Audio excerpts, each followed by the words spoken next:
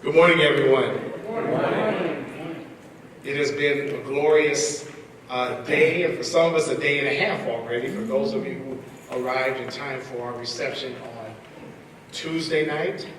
But yesterday, beginning with our keynote address in the morning, the panel late morning, the workshops that went through the afternoon, the responses that we have received through your evaluations indicating that there was only one thing wrong with yesterday, and that is that we didn't give you enough time to continue to do all the good work that took place in the workshops yesterday. That's a great problem to have. So if you want to have workshops all next week, we'll work on that or whatever. And then, of course, last night, just a glorious time with God's Trombones Revisited. And for those of you who did not get to see it last night, I hope and pray that you will have an opportunity to see it this evening. Our format for today will be very similar to yesterday. Let me simply indicate to all of you, if you've not gotten your copy of our magazine that also just came out, I want to be sure that you see the inside, which has, of course, always good material about the School Divinity, but particularly there's a very nice article about our playwright, Dr. Renee K. Harrison, and then there are several pages on the Equipping the Saints project. So I want to be sure that you have that, because looking at the cover, all you see is a beautiful chapel, and you may not realize the substance that is therein. So I want to be sure you get that. There is no better place for us to have this kind of conference than at Howard Thurman Chapel in Benjamin Elijah Mays Hall on the East Campus of Howard University, School of Divinity, Howard University, in the Northeast Quadrant of the District of Columbia. So, got to break it on down when you live inside the Beltway. So, it really is an honor. I also want to note, some of you may not be aware that our conference officially concludes today, but we will also be going on tomorrow morning. So for any of you who are in the vicinity, who are not taking planes out or anything of that sort, please know that tomorrow from 9 a.m. to noon, we will have a training session led by Dr. Otis Head. I'm not sure where, do you know, Dr. Love, where we meet? In the Pratt Room, okay. In the Pratt Room tomorrow from 9 a.m. to noon, he is going to give us a literal demonstration project of how emotional emancipation circles work, as well as go through the steps of doing one. I have participated in one with Dr. Head and company down in Tuskegee. It was marvelous. It was liberating. It was emancipating. It was uplifting. I felt the clouds open. All right. I would have left the earth, except my work is still here. But to be in an environment where we are talking about the expansiveness of what it means to be people of African descent, and how that can elevate and glorify. So anyway, let me get back to our task. I just want to be sure that we call those things to your attention. Now, on to the reason why we are here this morning. We are here because we have a keynote address, and I need to read from the Bible.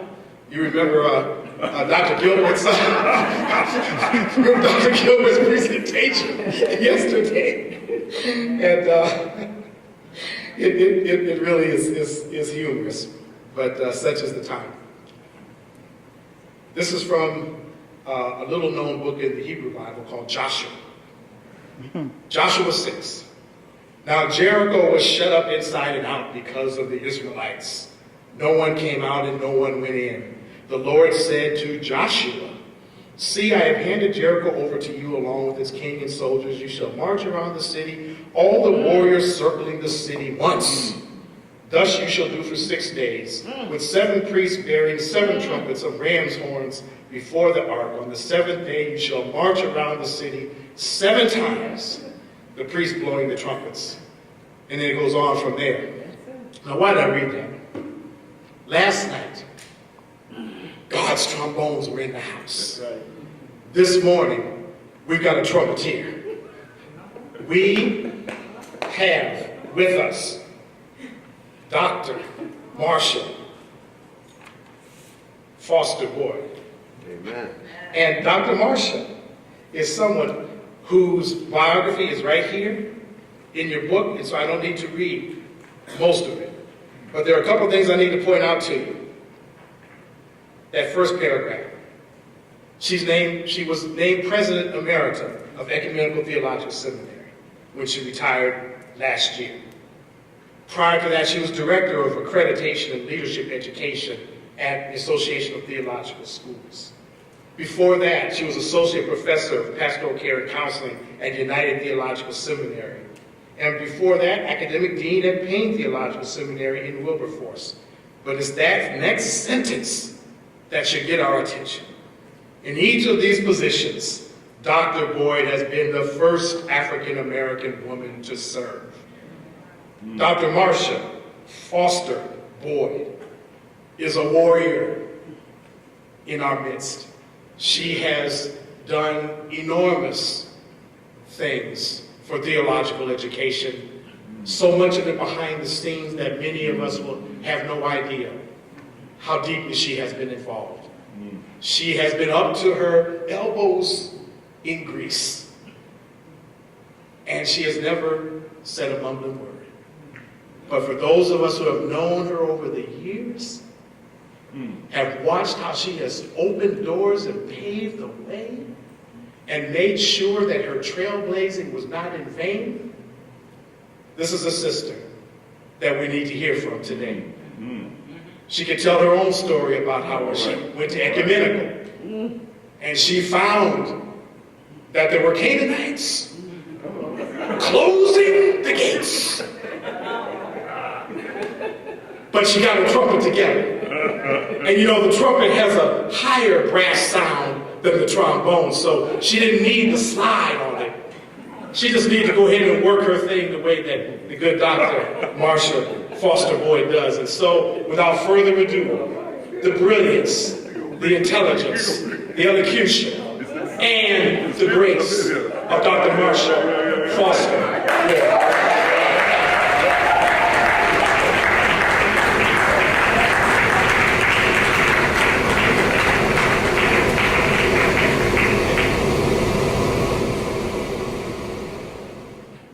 Say to these things. All right. I must say, preliminarily, it was no accident that you read that passage of Scripture. When I went to Ecumenical Theological Seminary in 2006, God gave me a vision. And the vision had to do, in part, with my obedience. And God told me to march around the building. Yeah. And I called my husband, who was away, and I said, tell me the story about what you did at our church, the church where we had pastored, when God told you to march around the church. And he said, I marched around 7 times. The man across the street, that was the house I wanted to get for the church. And the man, as I was marching around, drove up. And he just sat in his truck and watched me march around the church. And after I finished marching, Ken reminded me that the man said, You're up to something, aren't you? And the short story is that eventually that man did sell that property to the church. So he was telling me this. I said, get off the phone. I'm going up the street. There were fences around the building. So I couldn't march around the building. So I marched around the block 7 times. After I got through marching, God said, call 7 preachers. I had just gotten to Detroit. I said, 7 preachers? Do you know I had 6 Detroit preachers in my phone, and one who was a dear friend in New York. I called those 7 preachers. I said, all I need you to do is pray. Just pray. On Sunday morning, ask for prayers for Ecumenical Theological Seminary. Long story short, about 4 of us marched around that block 7 times. And each round, God gave us what to pray. So we were praying for 7 specific issues for the school, 7 times around, 3 times a week, 7 o'clock in the morning for 2 years. How much? Yeah. 2 years we walked at 7 o'clock in the morning around that block, claiming all those things that we were praying for the institution. When I left in July of last year, God told me everything that will happen and that has happened will be as a result of those 2 years of faithful prayer. Yes. So it's no accident that you read that scripture. I've been marching for the Lord for a while.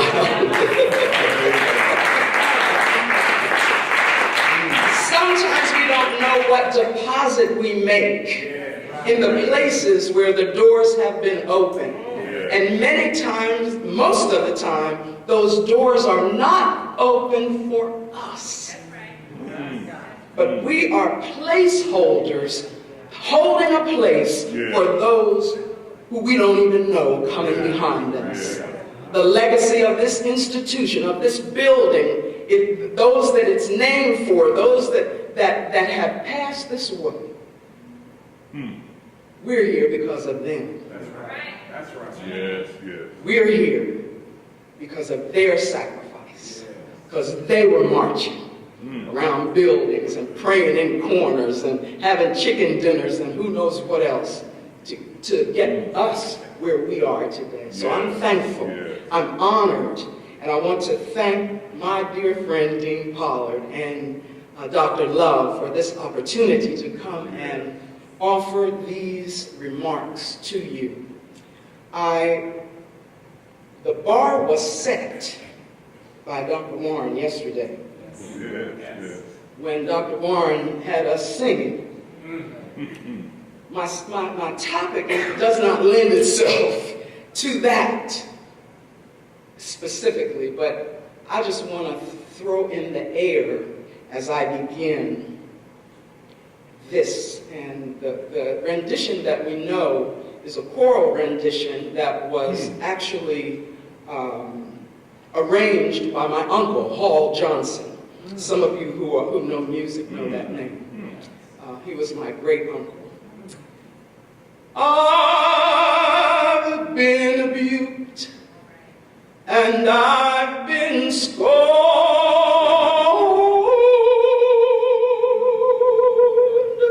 I've been abused and I've been scorned.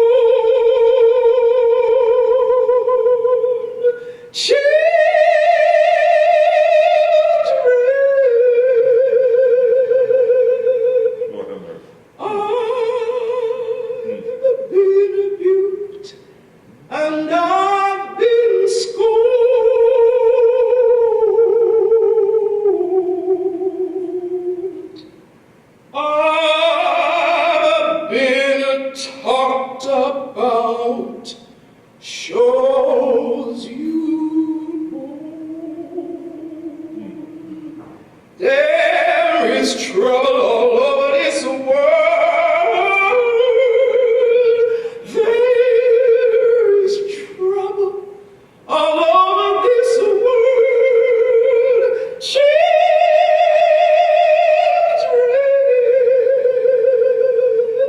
there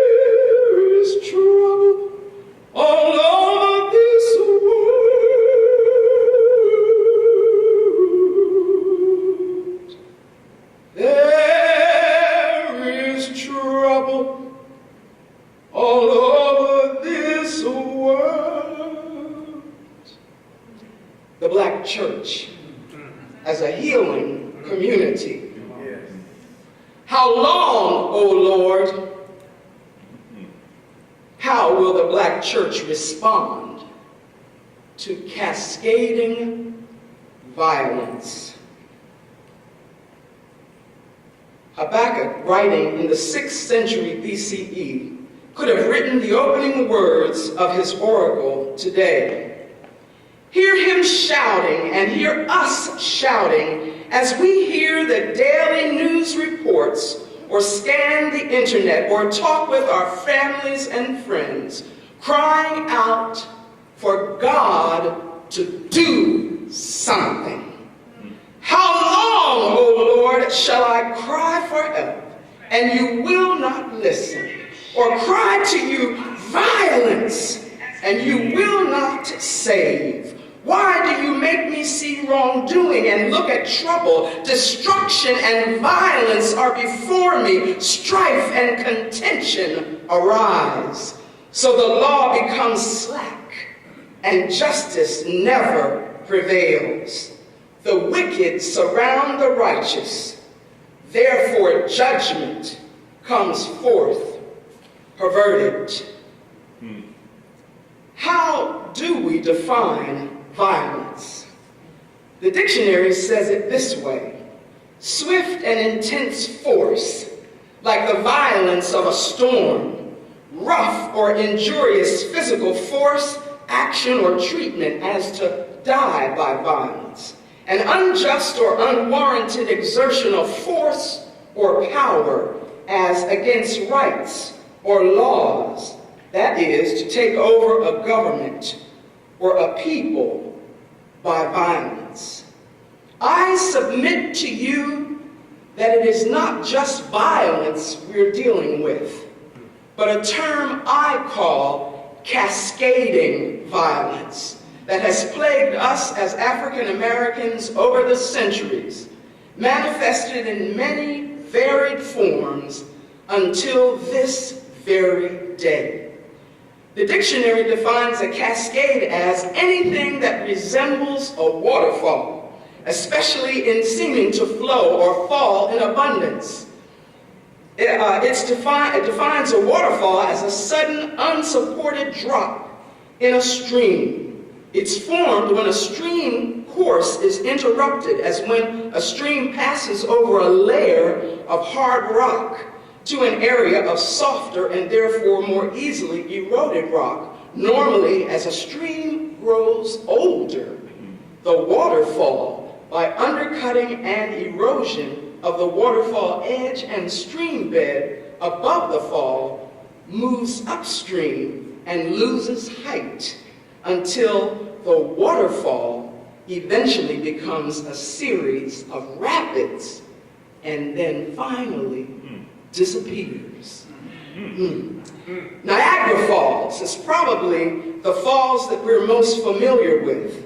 According to sources, the volume of water approaching the falls during peak flow season may sometimes be as much as 225,000 cubic feet, or 1,687,500 gallons of water per second. Can you imagine the force? Can you imagine, brother, the torrent? Can you imagine the sound?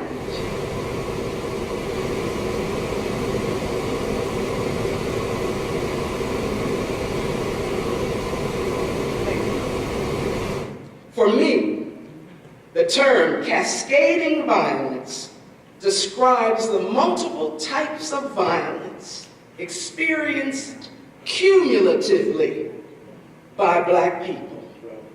That is, both in the past and in the present. And this violence is embedded with racism at its very core.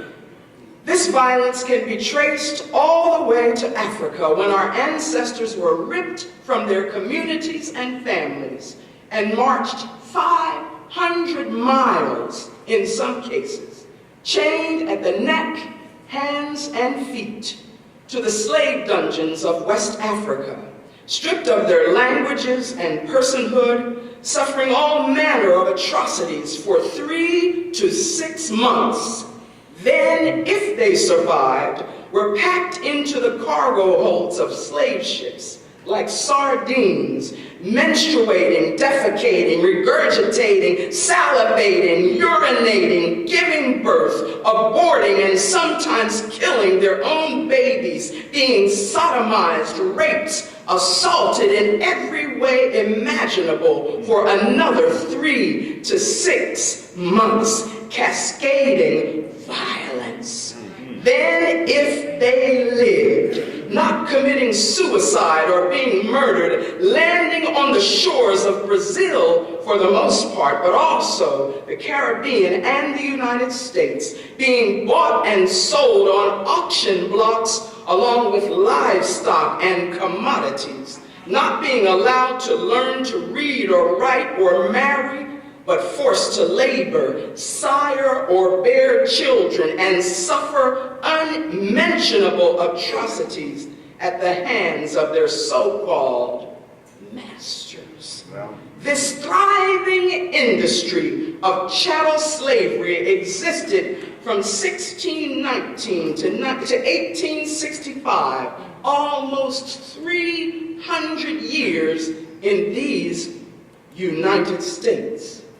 Then Reconstruction lasted from 1865 to 1877, cascading violence.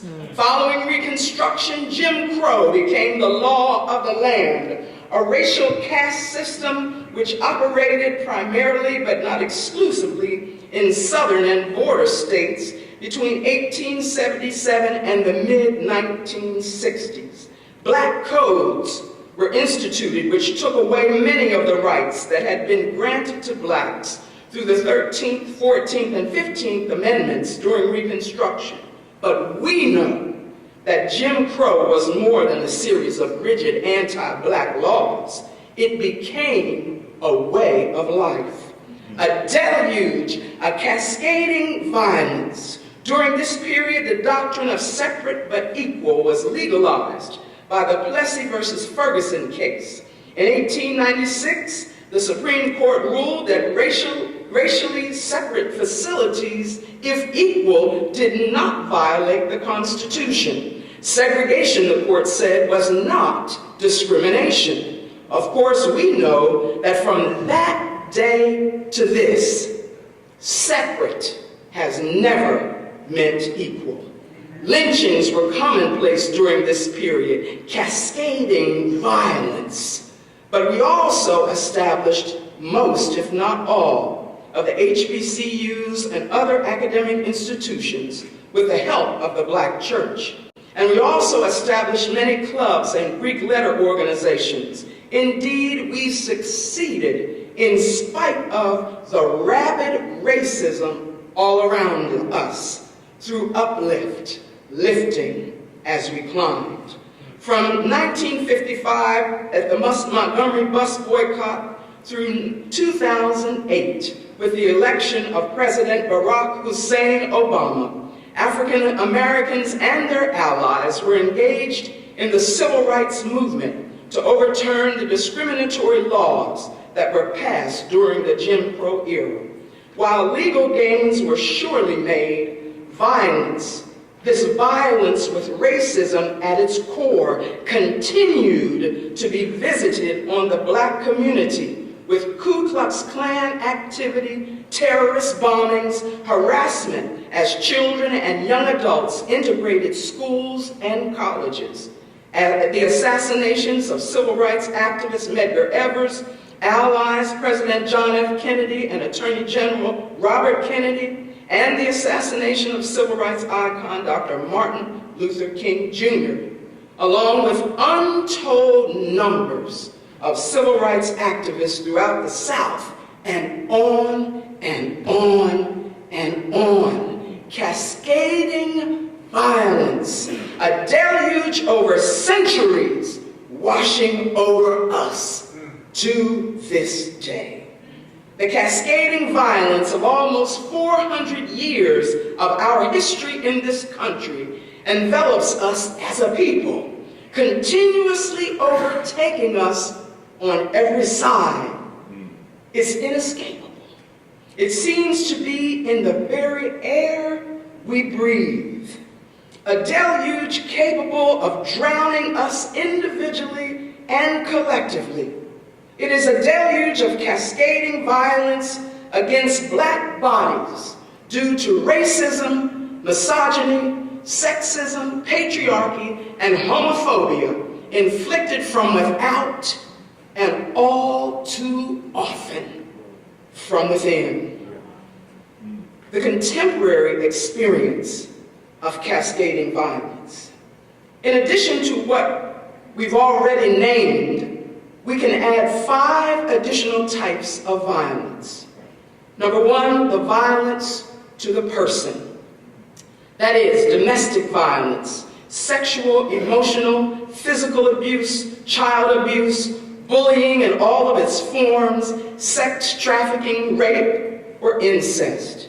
One alarming recent example is the high-profile case of pro football player Ray Rice and his then fiancée, now wife, Janae Palmer Rice, and the domestic violence incident that occurred on February 15th, 2014, and came to light in September, taped by hotel security cameras. As you recall, he knocked her unconscious in an elevator, dragged her still unconscious into a hallway. They've known each other since high school, and anyone who has worked with survivors of domestic violence can tell you the beatdown in the elevator wasn't the first. This month is Domestic Violence Prevention Month, and I'm glad to say many churches are addressing it, and that's even why I have on my purple today. Statistics indicate that 1 in 4 women and 6 in 10 men are survivors of domestic violence or abuse, cascading violence. And I must say that since that incident, that woman, Janae Palmer Rice's spirit is with me. And every sermon that I have preached or heard since this incident came to light, I have heard through her ears and through her experience. And I'm sad to say much of what we're preaching is not meeting that sister or that brother in the pew who is a victim or a perpetrator of this type of violence. I preached the other Sunday, and at the end of the sermon, I raised that question. I said, if Janae were here, I wonder if this sermon would have mattered, would have helped her to endure one day longer in that context, in that home, in that family. Number 2, violence in the community. The murders of, and the first type of violence in the community is the murders of black men by police. Marvin Booker, murdered in Denver, Colorado on July 9th, 2010, while in police custody. The police officers stood trial, and their verdict was rendered this week, guilty. John Crawford, murdered by police in a Beaver Creek, Ohio Walmart, August 5th, 2014.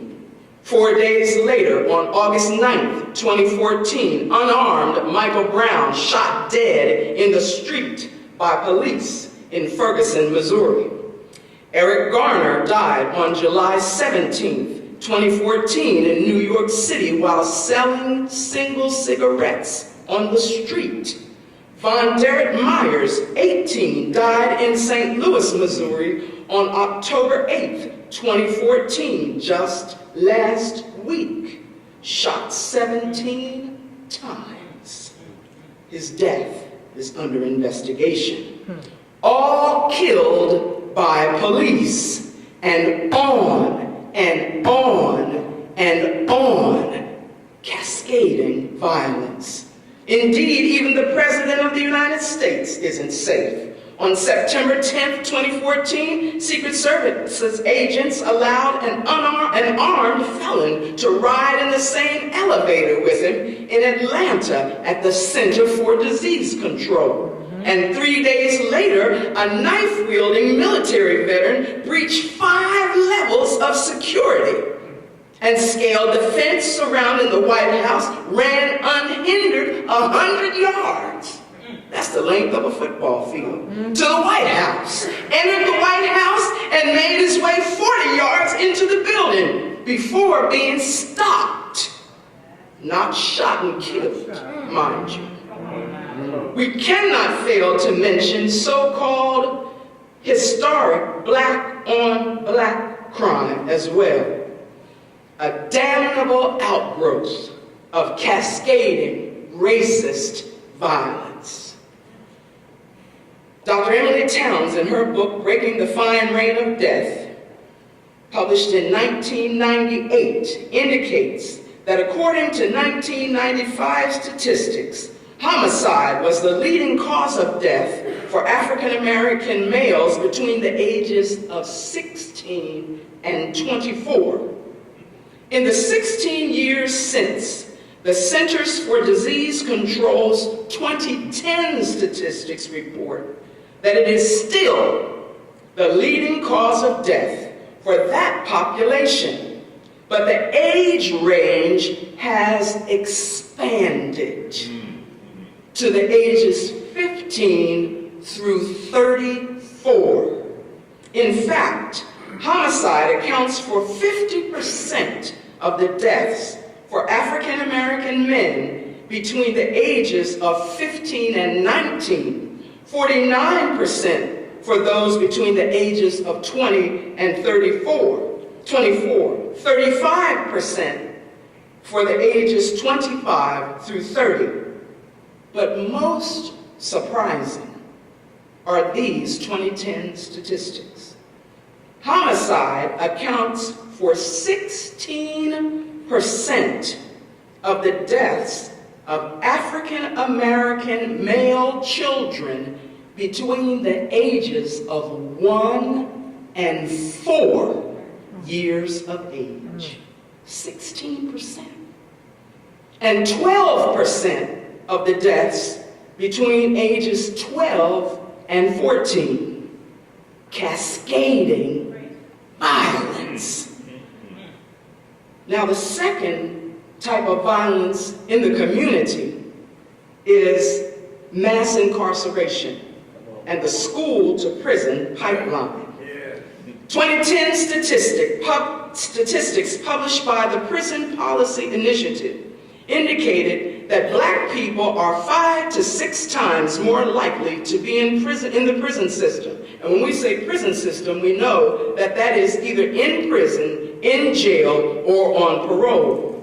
They're 5 to 6 more times more likely to be in the system than whites, and 2.5 times more likely than Latinos.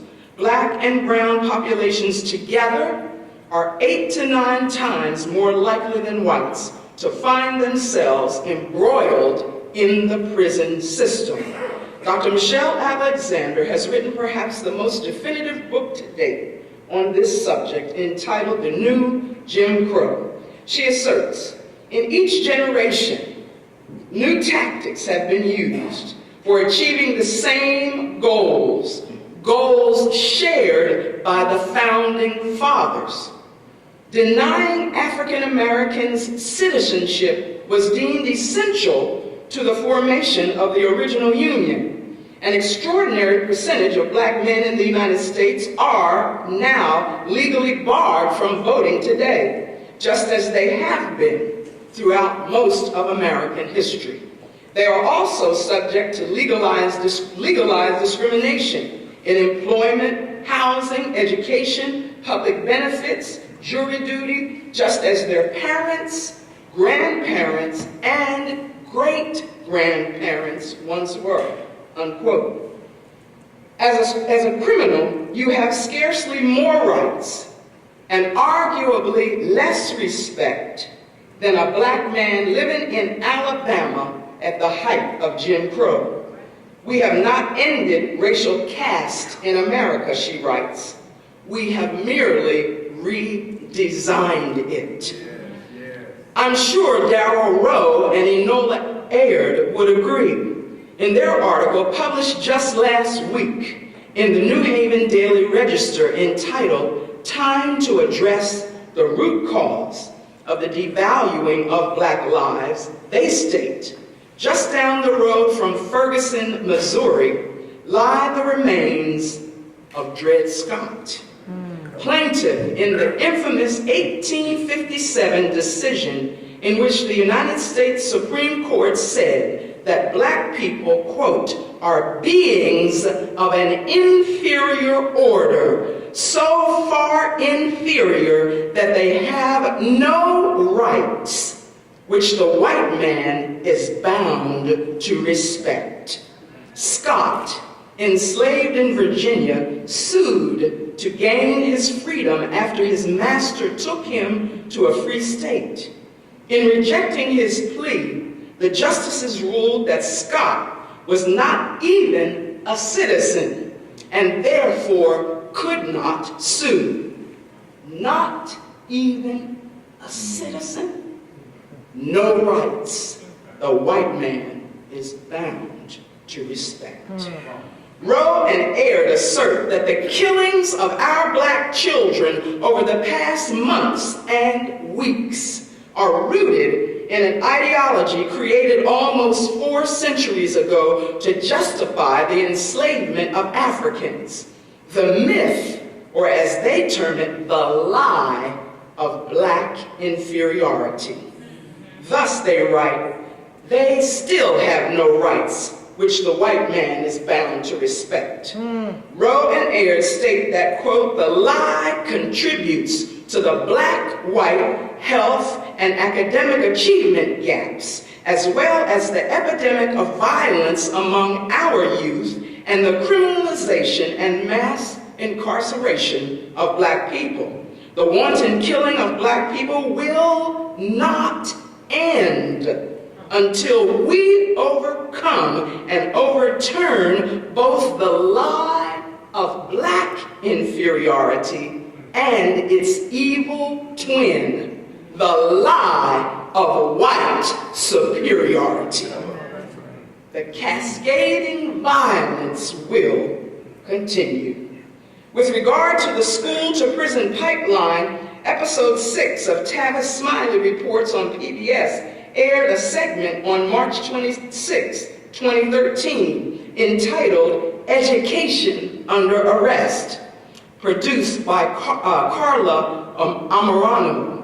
As we know, the United States has the highest rate of incarceration in the world.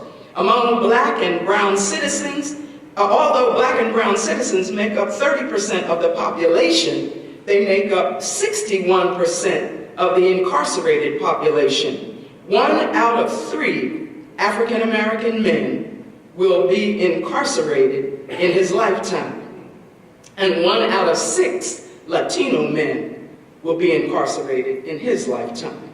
68% of all men in state and federal prison do not have a high school diploma. And we know that 4th grade is the end of the achievement and encouragement of black boys in school. And if they cannot read, they cannot compete in society. The program reported that both school and foster care serve as pipelines for black and brown youth to the prison industrial complex. It was reported that 40% of students expelled from U.S. schools are black. 70% of students involved in in-school arrests or who are referred to law enforcement are black or brown. Black students are 3.5 times more likely to be suspended than whites. And Black and brown students are twice as likely not to graduate from high school as whites. The statistics reported for children in the foster care system are just as disturbing. Cascading violence. The third type of violence is the global violence pandemic. Just a few examples. And I'm not including the genocides occurring to various religious and ethnic populations worldwide. On the night of the 14th and 15th of April 2014, 276 female students were kidnapped from the government secondary school in the town of Chibok in Borno State, Nigeria, by the Islamic extremist group Boko Haram. And at a conference in Accra, Ghana this summer that I attended, two women who are professors in one of the universities in Nigeria reported that since April, many of those girls are now pregnant.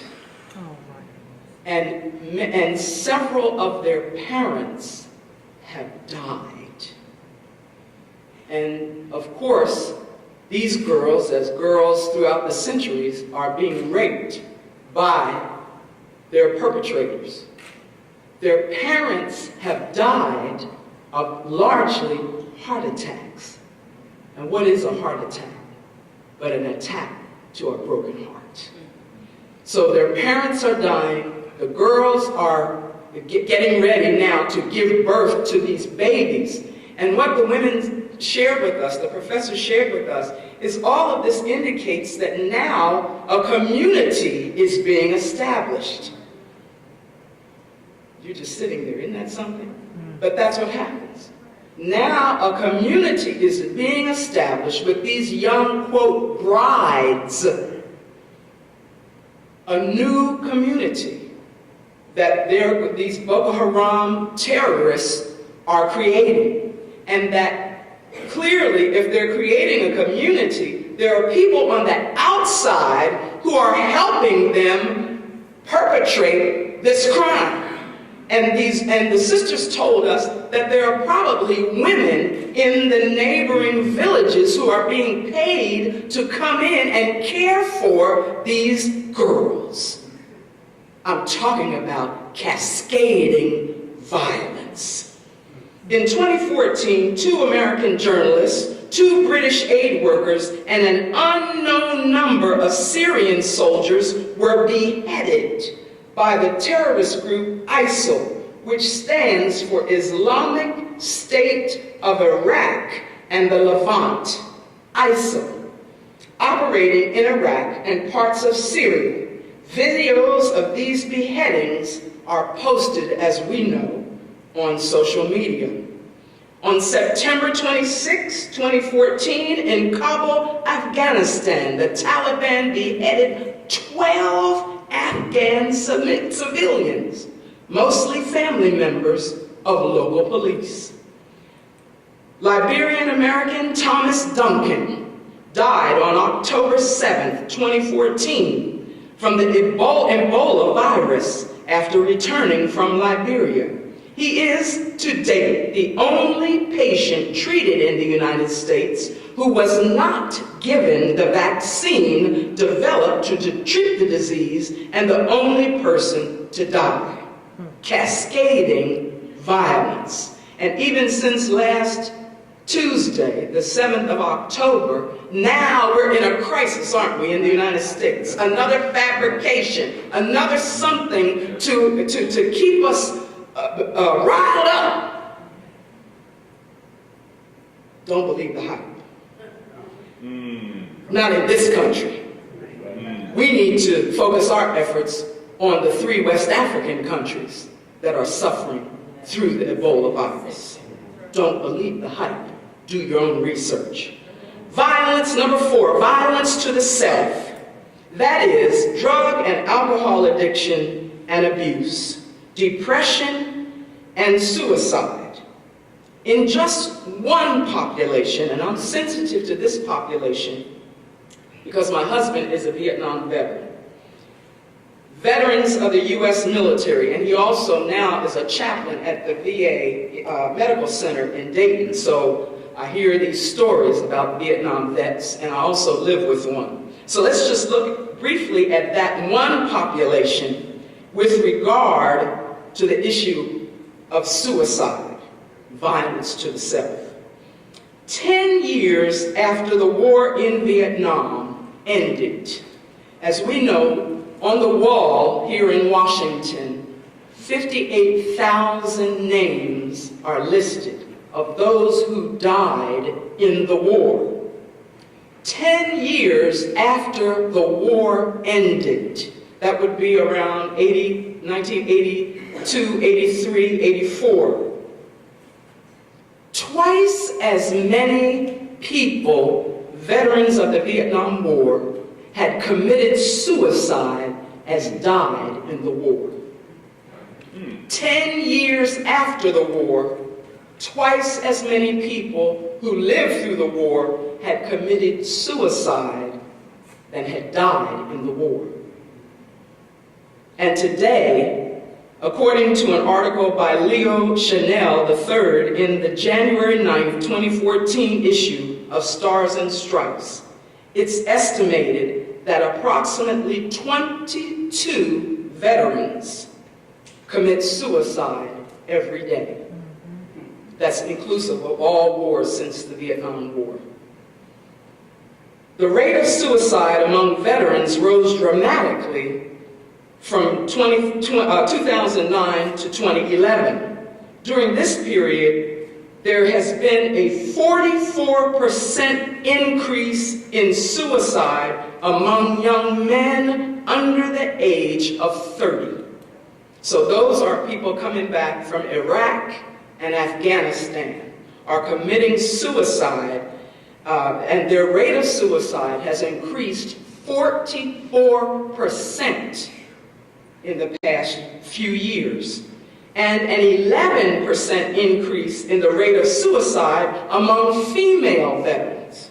Some of the reasons for these alarming rates are the difficulty in dealing with the pressures of leaving military careers, the difficulty readjusting to civilian life, the effect of combat injuries, and two of those injuries are post-traumatic stress disorder and CHT, closed head trauma. So post-traumatic stress, we know now, we are still dealing with the effects, and that is one of the reasons for the alarming high rate of suicide. Another startling view of post-traumatic stress was shared in this month's Essence magazine in an article by Lois Beckett entitled Black America's Invisible Crisis. Beckett states, quote, the U.S. government provides care for military veterans with post-traumatic stress disorder, but what about the thousands of African Americans living in violent cities, suffering from the same condition? Here are some alarming statistics from the article. Roughly 3,500 U.S. troops were killed during the 8-year war in Iraq. 3,113 people were killed in Philadelphia during the same period. Between 2002 and 2012 in Chicago, 5,000 homicides were committed. Nearly 3 times the number of soldiers killed in Afghanistan.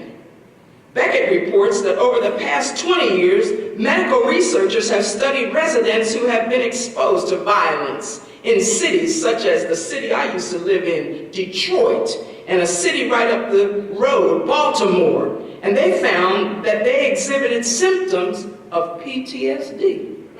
Nightmares, obsessive thoughts, constant sense of danger, just to name a few of the symptoms. In a series of federally funded studies in Atlanta, researchers interviewed more than 8,000 inner-city residents, most of whom were African American. 2/3 said that they had been violently attacked at some point in their lives. One half knew someone who had been murdered. 1/3 of the women interviewed said they had been sexually assaulted. Roughly 30% of all respondents had had symptoms consistent with PTSD, a rate higher than that of the veterans of the wars in Vietnam, Iraq, and Afghanistan.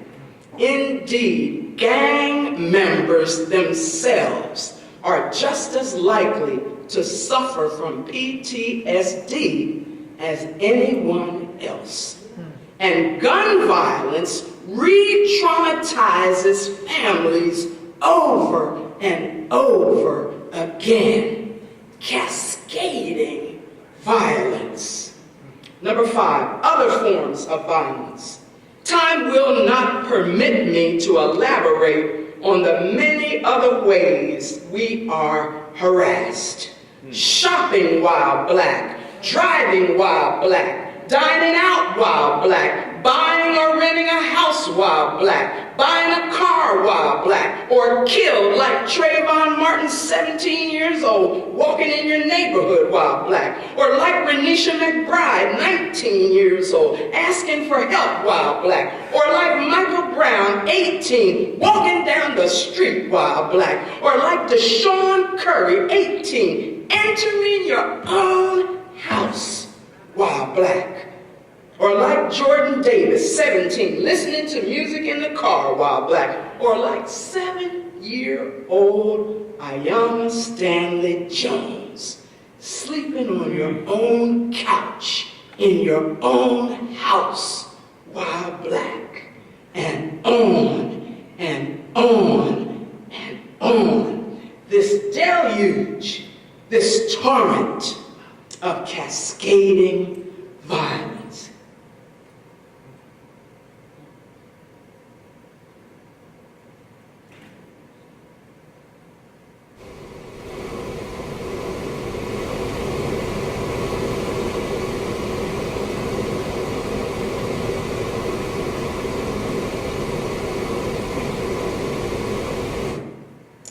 Then let me say that this reality of cascading violence hits me in a profoundly personal way. On November 6th, 1973, my father, Dr. Marcus Foster, then superintendent of the Oakland Unified School District in California, was assassinated by the terrorist group, the Symbionese Liberation Army. You remember them as the group that kidnapped so-called newspaper heiress Patty Hearst 3 months later in February 1974. So yes, this issue of violence is very personal and has shaped me and my ministry for the past 40 years. And in light of all I have shared, if I were to ask for a show of hands, I dare say that most of, if not all of us in this auditorium have experienced many types of cascading violence in our lives. How long, O Lord God, how long do I have to cry out for help before you listen? How many times do I have to yell, help, murder, police, before you come to the rescue?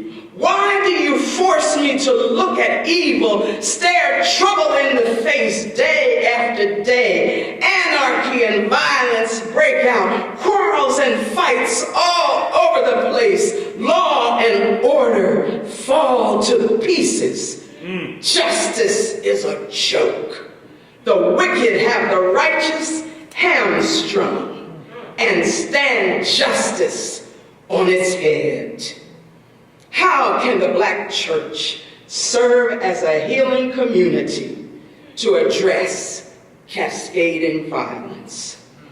I am both of the Black church and in the Black church. Because I have been in the church all of my life, I have come to see it no longer as a monolith, but generally as a refuge for many from the difficulties of this world, from the cascading violence, from the storms of this earthly life. Certainly from time to time, as we have learned this week, individual black churches have acted in history to make a difference for black people.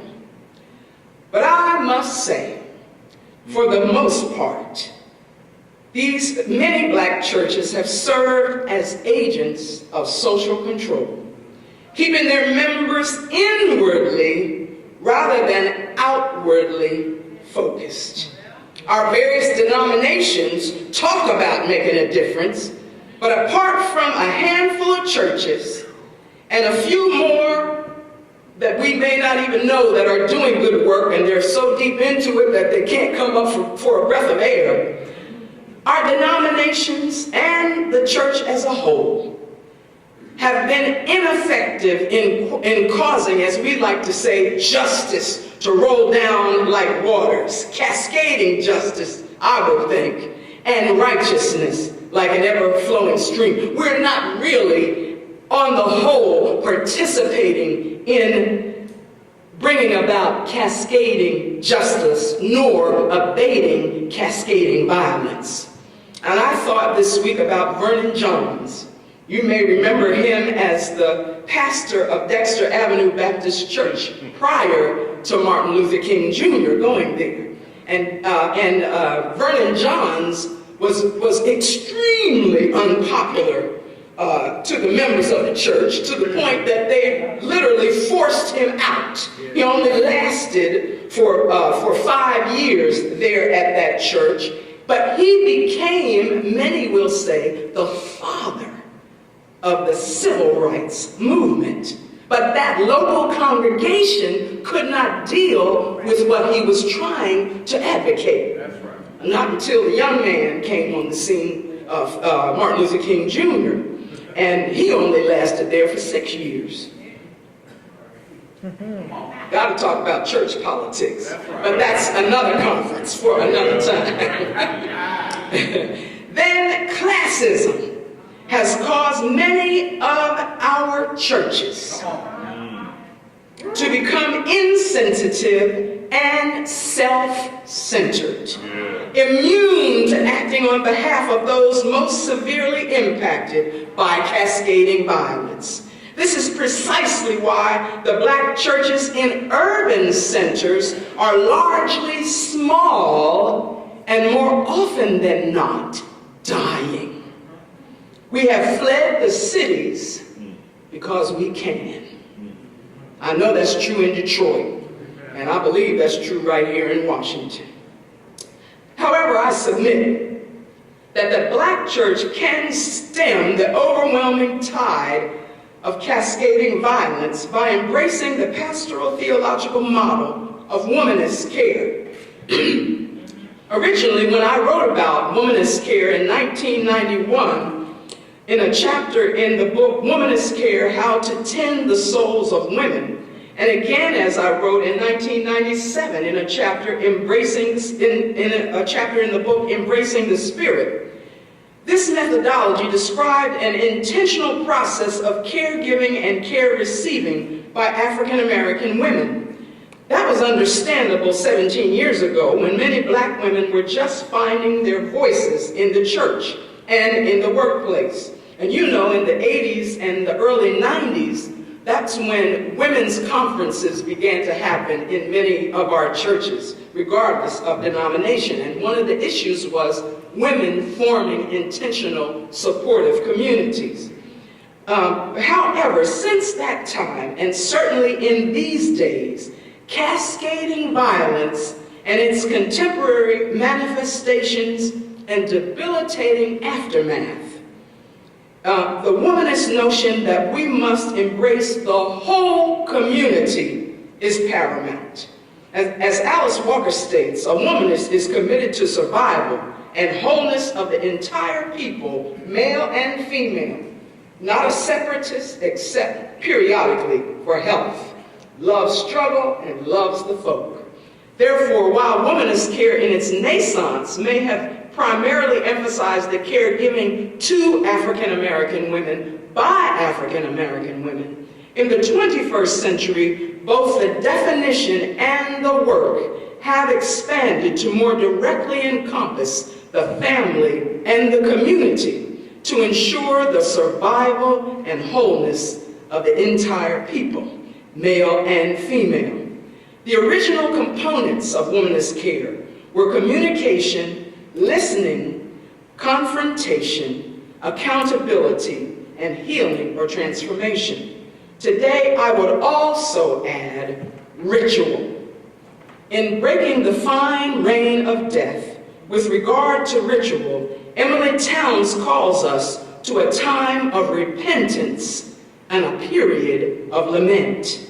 She states that only then can we embark on the healing and transformation needed in our communities. She points to the book of Joel as a model of corporate lament. She states a communal lament happens in community, and this corporate experience of calling for healing makes pain bearable and manageable in the community. It is only then that we can begin to heal.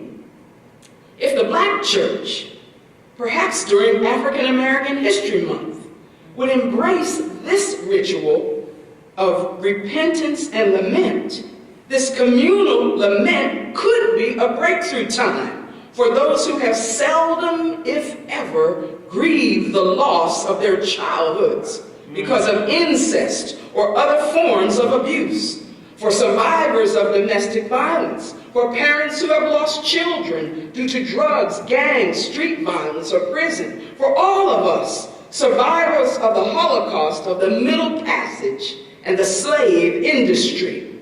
Healing from cascading violence could begin. Towns also indicates that communal repentance is a critical aspect of an ethic of care grounded in womanist ethics. She states, we begin the process of awareness and repentance. It is only out of this repentance that the lament is genuine, and then can begin the process of healing. What if perpetrators could come to a service of repentance? It would be a breakthrough for the cascading violence in their lives. In addition to communal rituals of lament and repentance, the Black church can offer other communal rituals that can serve to heal the brokenness in the community caused by cascading violence. A current ritual circulating throughout the country is the 7 last words, strange fruit speaks service, which is modeled after the 7 last words of Jesus from the cross, a traditional Good Friday service in many Black churches. Reverend Dr. Yolanda Pierce, director of the Black Church Studies program at Princeton Theological Seminary, writes, we are in the midst of an epidemic of racialized state violence, which has a long history in this country, from slavery and lynchings to Jim Crow and mass incarceration. The state-sponsored execution of Jesus can be directly linked, both theologically and politically, to the execution of Black bodies in America. How are we to express our righteous indignation? How can we respond with integrity to racialized, and I would add, cascading violence? This service of 7 sermons and musical and poetic selections will allow us to hear the voices of the executed crying from the ground. I don't know if I can get through it. Calling us as disciples of Jesus to remember them and advocate for justice. Unquote. The 7 last words are, Mom, I'm going to college. Amadou Diallo, 22 years old, died on February 4th, 1999 in the Bronx. I don't want to die. Chantel Davis, 23 years old, died June 4th, 2012 in Brooklyn. Fuck that nigga, turn that shit up. Jordan Davis, 17 years old, died November 23rd, 2012 in a car in Jacksonville, Florida. Don't shoot! Michael Brown, 18 years old, died August 9th, 2014 in Ferguson, Missouri. Ow! Trayvon Martin, 17 years old, it just said scream, died on February 26, 2012 in Sanford, Florida. I can't breathe. Eric Garner, 44 years old, died on July 17, 2014 in Staten Island, New York. I want to go home. Renisha McBride, 19 years old, died on November 2nd, 2013 in Dearborn Heights, Michigan. And I would offer, number 8, it's not real. John Crawford III, holding a fake gun in a Walmart store, 22 years old, died August 5th, 2014 in Beaver Creek, Ohio. At the time Womanist Care originated in 1991, the original components, communication, listening, confrontation, accountability, and healing or transformation, referred to the internal conversation among African American women, as many women were beginning to tell their stories of pain and struggle to one another and to develop caring circles of sisterhood. Now we understand womanist care to spread its reach more broadly, and in terms of the cascading violence enveloping us today, we must emphasize confrontation and add justice-seeking, peacemaking, and reconciliation. In 1997, I wrote, Womanist care involves a confrontation between and among African American women, and as a result of those confrontations, a confrontation of structures and the strictures in our world. The activism and protests happening right now, today, in Ferguson, Missouri, which you don't know about because you're listening to the hype about Ebola in the United States. Don't believe the hype. Find your own way to hear what's going on. Protests are happening as we're sitting here in Ferguson, Missouri. These are a case in point. Following the murder of Michael Brown 65 days ago, the protests have not stopped. Women, men, and young people are protesting unjust treatment by law enforcement and corruption in all aspects of civic life in that city. Simultaneously, though, mother-to-mother sessions are taking place in safe spaces in the background. This is womanist care in action, confronting unjust structures and systems at the same time forming circles of care. We in the church must learn to do both and, not just either or. The stakes are too high and violence is cascading all around us, unabated.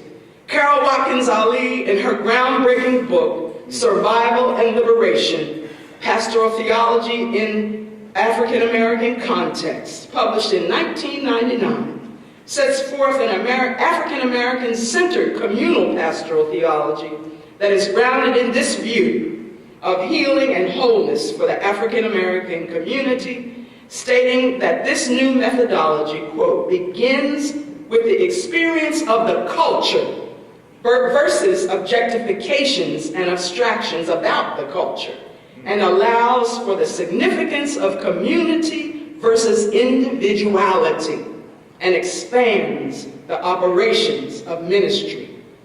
I believe what Towns, Ali, and I are calling forth is a spirituality grounded in praxis. I challenge the Black church to move out of its current comfort zone in the suburbs and join those who are combating the political and social systems that cause the cascading violence in our urban centers. I challenge the church to abandon the country club meeting mentality and practices that continue to pervade our gatherings. We still value teas and fashion show and golf outings and over the real dirty work of missions, where there is no place for pretty white dresses or three-piece suits. We have a legacy that we must leave behind, a calling personally and institutionally to impact this world by expanding our vision of the work of ministry. Because we really are Trayvon Martin. We really are Renisha McBride. We really are Marcus Foster. And Black lives do matter. The Black church must take real, life-changing, system-shaking action before more of us drown in the deluge of cascading violence, never to be heard from again. And as any preacher worth her salt, I end with a prayer and a benediction. The prayer is adapted from Dr. Cecilia Williams Bryant of the AME Church. Lord Jesus Christ, in holiness we cry out to you. Dry up the streams of race hatred and cascading violence flowing through the justice systems and police departments throughout the United States of America.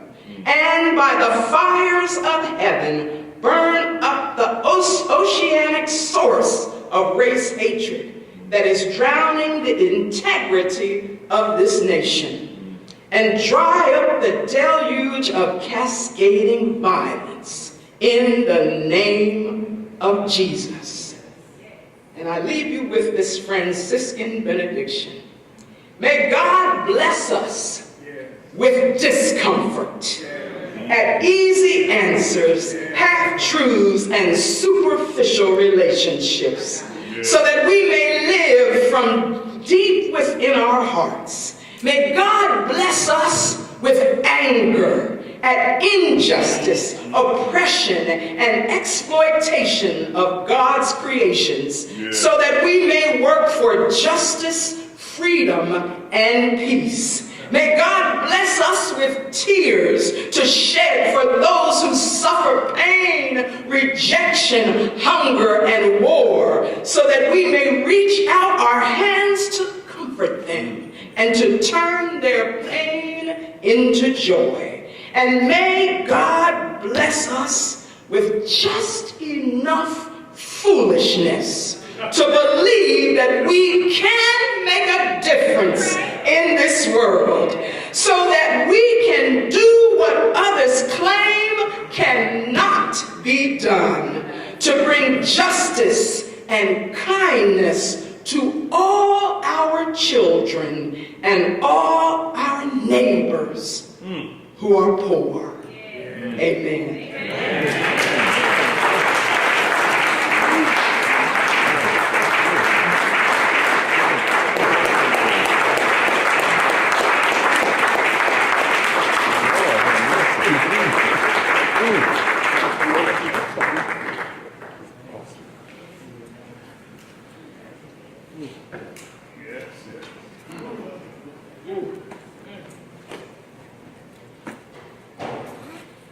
We need to catch our breath for just a moment after that.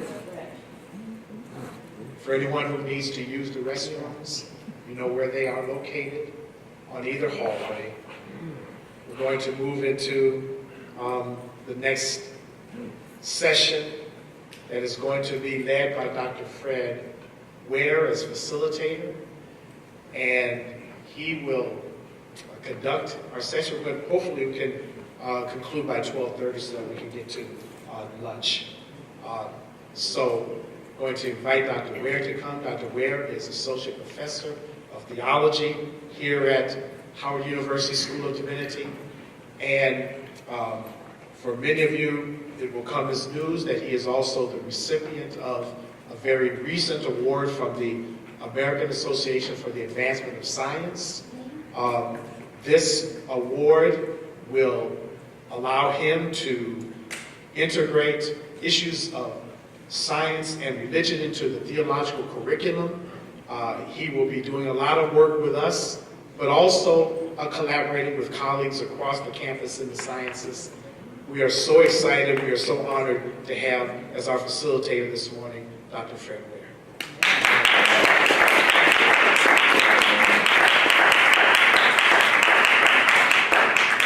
Well, let's just take a moment to stand and stretch a moment.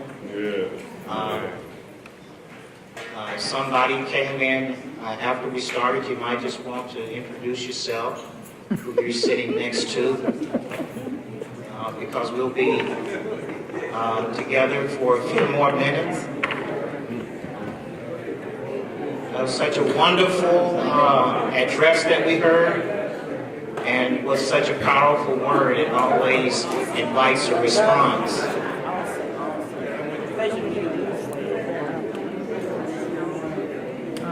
Yeah, probably so. You're going to have a panel. Okay, I think we have our blood circulating. I think we have our blood circulating, and you can take your seat now. At my church, whenever we do the fellowship in between the service, it gets very long and protracted. Sometimes they forget that we actually have some other things to do. My task is very simple, which is just to serve as a facilitator for the panel discussion. Each of the presenters will be showing a PowerPoint presentation that summarizes their findings and their reflections. And as I called each one, I had asked if they would come and take a seat that has been prepared for them up on the platform. Dr. Kesselyn Brade-Stennis will be speaking on this topic of gentrification in Washington, D.C.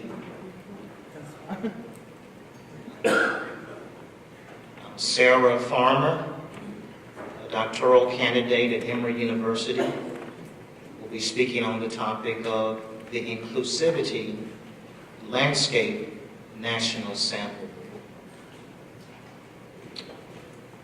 Dr. AnneMarie Mingo will be speaking on the topic Sermonic Moments in Atlanta, Georgia. Pastor Henry Wells will be speaking on the topic of Sustaining Hope in Detroit, Michigan. And Dr. Wylin Wilson will be speaking on the topic of Loving the Land in Tuskegee, Alabama. In the way that their names and topics are listed in the program booklet will be the order in which they will make their presentations. And if there is time available at the end of their presentations, we'll take a few questions. And I want to reiterate the fact that they will be questions. We won't do comments or testimonials, even though that's nice to have those. We'll only want to just entertain questions if we have time for that. But we want to hear what these presenters have to share. They've done some very outstanding work, and they've uncovered a lot of very important information.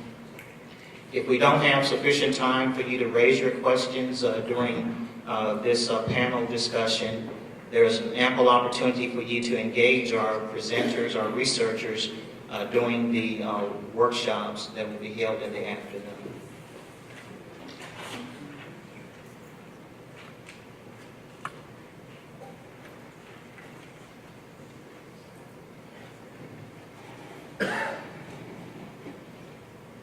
Good morning, everyone. Good morning. Good morning. Thank you for your patience. I'm not a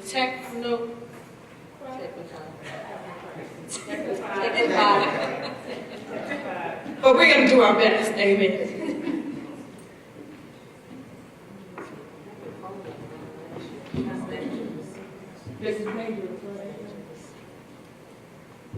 So we have decided as a group that there are some visual learners in the audience, and we're going to base our presentation on pictures, most of us. We want to be able to show you where we have been, what we have learned, so that you can see our research from a different perspective. I have the pleasure of working with the DC research team under the leadership of Dr. Sanders, and I'm very grateful for this opportunity. I also worked with some wonderful student researchers, too, on the graduate level. Reverend Dr. Shirley Johnson, Reverend Dr. Viola Bradford, and 2 undergraduate students from Bowie State University. And so this was an opportunity for all of us to learn. Our basic research question was, we wanted to understand the impact of population shifts or gentrification on Black churches in DC. There were 3 subsequent research questions. What has been or what is the impact of gentrification on Black churches in DC? How have they survived? We wanted to know their stories. And then what can other churches learn from their experiences? There were 7 churches. We were in DC, so we took the opportunity to learn as much from as many as we possibly could. There were 7 churches in our study. The Capitol Hill Seventh-day Adventist Church, Christ United Methodist Church, Fisherman of Men, Church of the Living God, Cool JC, Metropolitan Baptist Church, Mount Zion United Methodist Church, Union Temple Baptist Church, and Greater Mount Calvary. Now I have a lot of pictures, so I'm going to really fly as to try to maintain my 10 minutes of time, 8 of which I probably already used. 10 to 12, okay, 10 to 12. Capitol Hill Seventh-day Adventist Church is located literally on the Capitol. Its congregation is mostly commuter, and it is loosely engaged with the community. While we have been in this research paradigm, the church has gone through a renovation. This is the old church. This is the outside of the revitalized church. This church has a very strong presence. A few years ago, the church took a vote of whether to leave or to stay, and they opted to stay. This church was purchased in the late 1970s, and they have maintained the church, and they want to have a viable presence in the DC area, so they have decided to stay. Their major challenge was dealing with gentrification was parking, as you will hear is a common theme, and historic preservation, although quite honestly, many of their members did not even know that they were addressing historic preservation issues. But this sign for the church is historic and could not be changed despite all of the wonderful renovations that were happening with the church. So the next church that we conducted research in was Christ United Methodist Church. This church we summarized as a transitioning church and one that is seeking community engagement. Capitol Hill was a church plant back in the late 1960s. Christ United Methodist Church was a plant back in the 1960s when the bishop commissioned the church to be planted in an area that was being gentrified. The church was supposed to have been an interracial church. It still considers itself an interracial church, even though it's 95 to 99% black. So they really were challenged with being invited to participate in this study. Interestingly enough, the area in which the church resides now is being regentrified. And so it once was a church plant, now it's trying to survive. Once it was the gentry, and now it is being gentrified. Yet there's a mural in the church that shows diversity, and it basically is to suggest that everyone is welcome there. The pastor sitting in the middle, and 2 leaders on the side. I'll keep going. 7 churches. I'm on church number 3. The third church is Fisherman of Men Church. We call this a legally engaged church. This church, if this is an old picture, you can tell by the cars. This facility was once a segregated movie theater. Black folk could not attend. Over the years, it was purchased by three different congregations, and its last tenants, if you will, would be Fisherman of Men Church, under the leadership of Bishop Groover and Sister Groover. This church has been in the headlines a lot, and I just wanted to copy and paste some of the headlines. There was a legal battle with this church because the ANC and the local leaders wanted to deem it a place of historic preservation, which meant they could not make any changes to the exterior of the church. However, through a long battle, as you see from the headlines, they won, which was almost unheard of in the city, and they have since been able to make renovations to their church. This is the church in renovation process, and this is the church currently. So they are one of few churches that have actually won the battle for historic preservation. They still are challenged with parking, and the area in which the church resides is really being gentrified. It is one of the hotspots. The next church, Metropolitan Baptist Church. Most people have heard the story of Metropolitan Baptist Church. We have deemed this church a geographically transient church and uniquely engaged. There was a time in Metropolitan's history where it was packed. There was no seating space in the church. I love this picture. The church has gone through a lot. They were housed in Washington. They were in Washington, D.C. They faced challenges with parking, with planning. They, in some way, decided to protest by buying land in Maryland. This was during the economic boom, and then there was the economic bust, and the church lost its funding. And it is now in transition. Historic church that, in essence, has no home, but they still have spirit. And the spirit of resilience is what keeps them going. They have also been in the headlines a lot. One of the most recent headlines reads that the pastor of that church, who has been there, they've only had 5 pastors in their history. This pastor is now retiring. He is retiring. They've lost their land. The land that they purchased has recently gone into foreclosure, and they've lost their land. And the land on which it has a structure of sorts, but the structure is now becoming dilapidated because they could not finish their construction. So that's Metropolitan Baptist. The spirit of the church is still strong. They just celebrated their 150th anniversary. So then there's Greater Mount Calvary Holy Church, a property-rich church, and a community-engaged church. Similarly to Metropolitan, this church also they planned years ago and purchased a lot of land. They have determined as well that they are not moving, despite the fact that this area is also being gentrified significantly. One of the benefits of Greater Mount Calvary is that they are near a metro. So while parking is an issue, people can catch public transportation to church. So they aren't challenged as much with parking. But they also demonstrate great planning.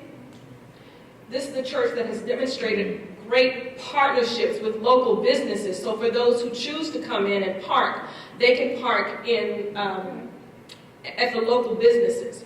And the church leadership encourages the members to support those businesses. You shake my hand, I'll shake yours. And that has worked well for them. They also have purchased, this is the sanctuary. This is, from what we could find, is the largest church in Washington, D.C. They have purchased lots and lots and lots of land. They have a lot of property. We call them property rich. They have a sanctuary, a daycare, a school. They have a feeding unit. They have a family life center, a community service unit. They have I think they have a travel business. They have a health unit. They provide holistic services. So their presence in their area, they're not going anywhere. The community needs them as much as they provide to the community. Getting near the end. Mount Zion United Methodist Church. The pastor is here this morning, Pastor Johnson Codman. We have called them a geographically stable church. They are 198 years old. They are the oldest, from what we could find, the oldest black church in Washington, D.C. They are geographically stable. They have been in Georgetown for a long time, but they are in Georgetown. And if you know anything about D.C., you know that Georgetown is, as Dr. Sanders would say, is the greatest example of what happens when gentrification runs its full course. Mm-hmm.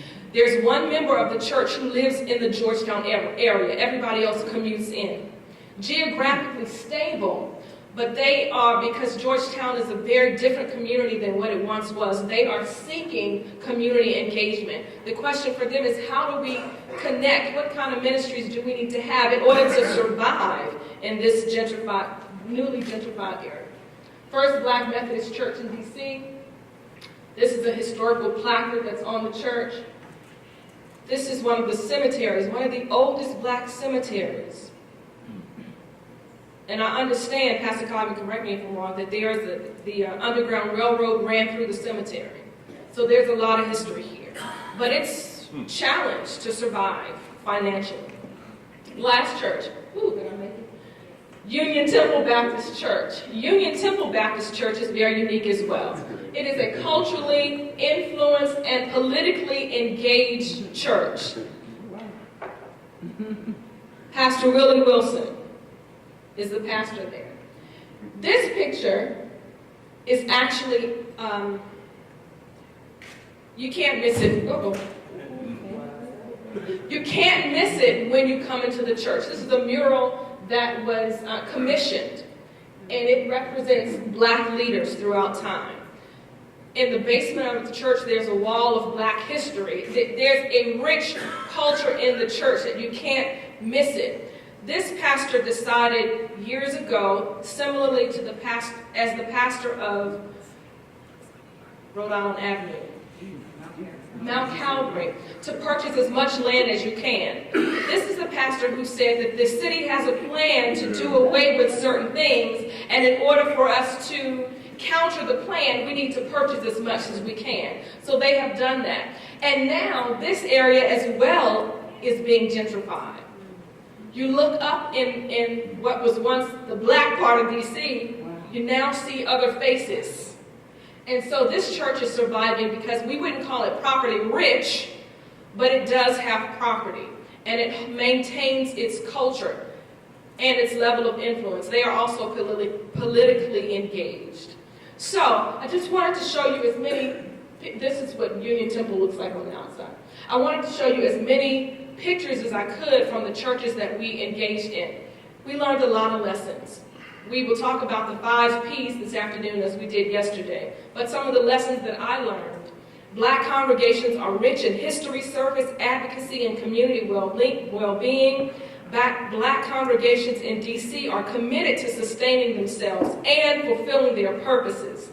Black congregations are strong and must continue to be studied, thanks to Dean Pollard. Black congregations must develop a holistic plan in order to personally and corporatively survive, and black congregations continue to provide the foundation for individuals, families, groups, organizations, and communities. This was interesting work. I loved it. I learned a lot, and I'm thankful for this opportunity. And I could go on, but I have my colleagues.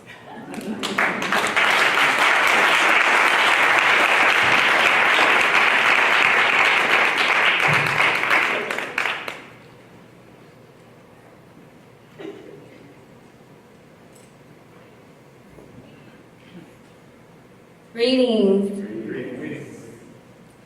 So I had a unique opportunity. Unlike my colleagues who were kind of situated regionally, I had a national project. My topic on exploring the inclusive witness of African American congregations afforded me the opportunity to travel to Nashville, Tennessee, here in Washington, D.C., Baltimore, and also in Atlanta. And so what I did, because we have a short amount of time to show a lot of pictures for this, so what I did was really try to frame my comments around the artifacts and architecture within the church around the themes of inclusivity. And the very first one, which we'll return to, is this ideal of whosoever, which you see on your pamphlets, which is actually in Metropolitan Interdenominational Church, but it really captures the message of radical inclusion. So the first church is here in D.C., Covenant Baptist United Church of Christ, where Dr. Reverend Dennis Wylin co-pastors with Reverend Dr. Reverend Christine Wylin, and they were founded in 1945, duly aligned as a Baptist church as well as a UCC, and you can see that sign, God is still speaking, which really speaks to the fact that their inclusivity evolved over the years. In 1969, Reverend Wylin's father was invited to pastor at an all-white Southern Baptist church, and then that inclusivity really just, at a time when really the community was becoming mostly black, lower class, and it just evolved over time. So racial inclusion, inclusion of class, then gender inclusion when in 2002, Reverend Christine Wylin was invited to co-pastor, and then even on to sexual inclusion. So just this ideal that God is still speaking, and what that means is that we have to accommodate. So Covenant Baptist United Church of Christ, this is an image of Jesus, and it's Jesus as liberator. And one of the things that these congregations believe is that the message of Jesus Christ is not separate from the message of inclusivity. And also what that means is that for inclusivity, it's not just a civic right, but a moral right. Now these are images, if you've ever been to Dr. Wylin's church, these are images that are around the wall. And I'm a firm believer that images teach you a lot about inclusivity and what a church means. And so even if you look at those images, you can ask yourself the question, what does that say about women and how women are viewed? What does that say about history? What does that say about being black? What does that say about being involved in politics? One of the interviews from the members really stated about how she was really intrigued at the way there's a female dentist on there, and just talked about how these images marry the struggle, where people have come from with the reality of where people are today, and that you can be really anything you want to be. Another image of the co-pastors working it out in ministry together. And this is a political, thank you. Thank you so much, because I was struggling. Okay. This is a politically engaged congregation, so this is them at a parade. So our next church, Metropolitan, which is in Nashville, Tennessee, with Reverend Edwin Sanders, who identifies himself as the senior servant. And this church was founded in 1981 to be an interdenominational church. And if you come to our sessions, you'll really hear kind of like the historical background of each church, but just because of time, I'm going to keep it moving. And so, once again, just like Covenant, throughout history, there's a true sense that this level of inclusion involves with time. And not only with time, but based on the issues that are somewhat taboo to talk about. And it's a quote in the book, the resource guide, that talks about how when the issue of AIDS became big, that's how they were referred to, or the gay church, or that marijuana church, or that crack church, or, just really being labeled by the topics that they are willing to really talk about and to engage in. I thought this was a really pertinent, the mission, but you see it's in parentheses, mission. He says, our calling.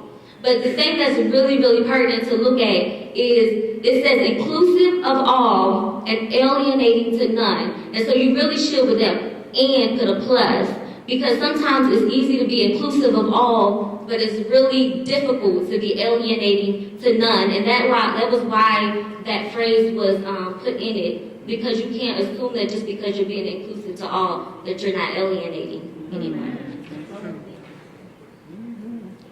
And so, whosoever, it's so funny, this was the first image I saw when I walked to Dr. Pollard's office as a student, and to find out that Dr. Pollard was Reverend Sanders' student.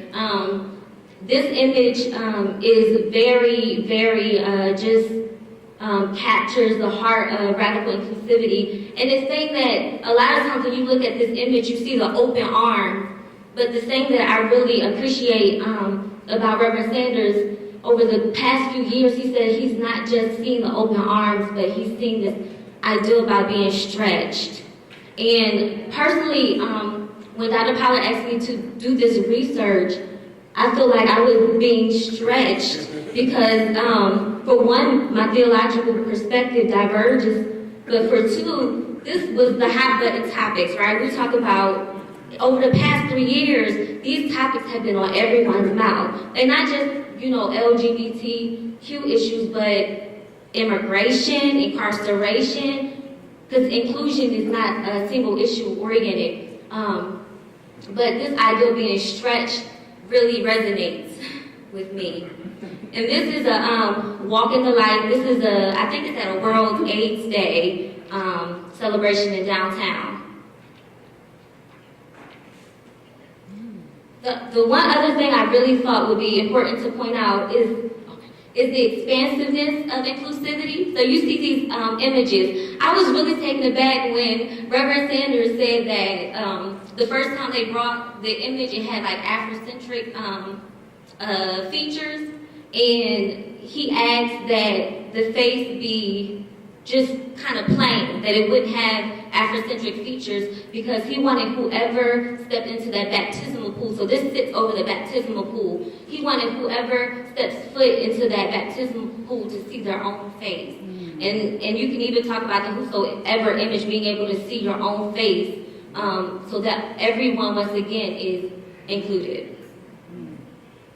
Victory for the World Church. This is the church in Atlanta, Stone Mountain, Georgia, specific.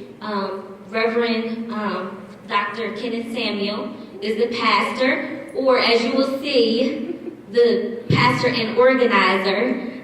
It was founded in 1987 in Stone Mountain, Georgia.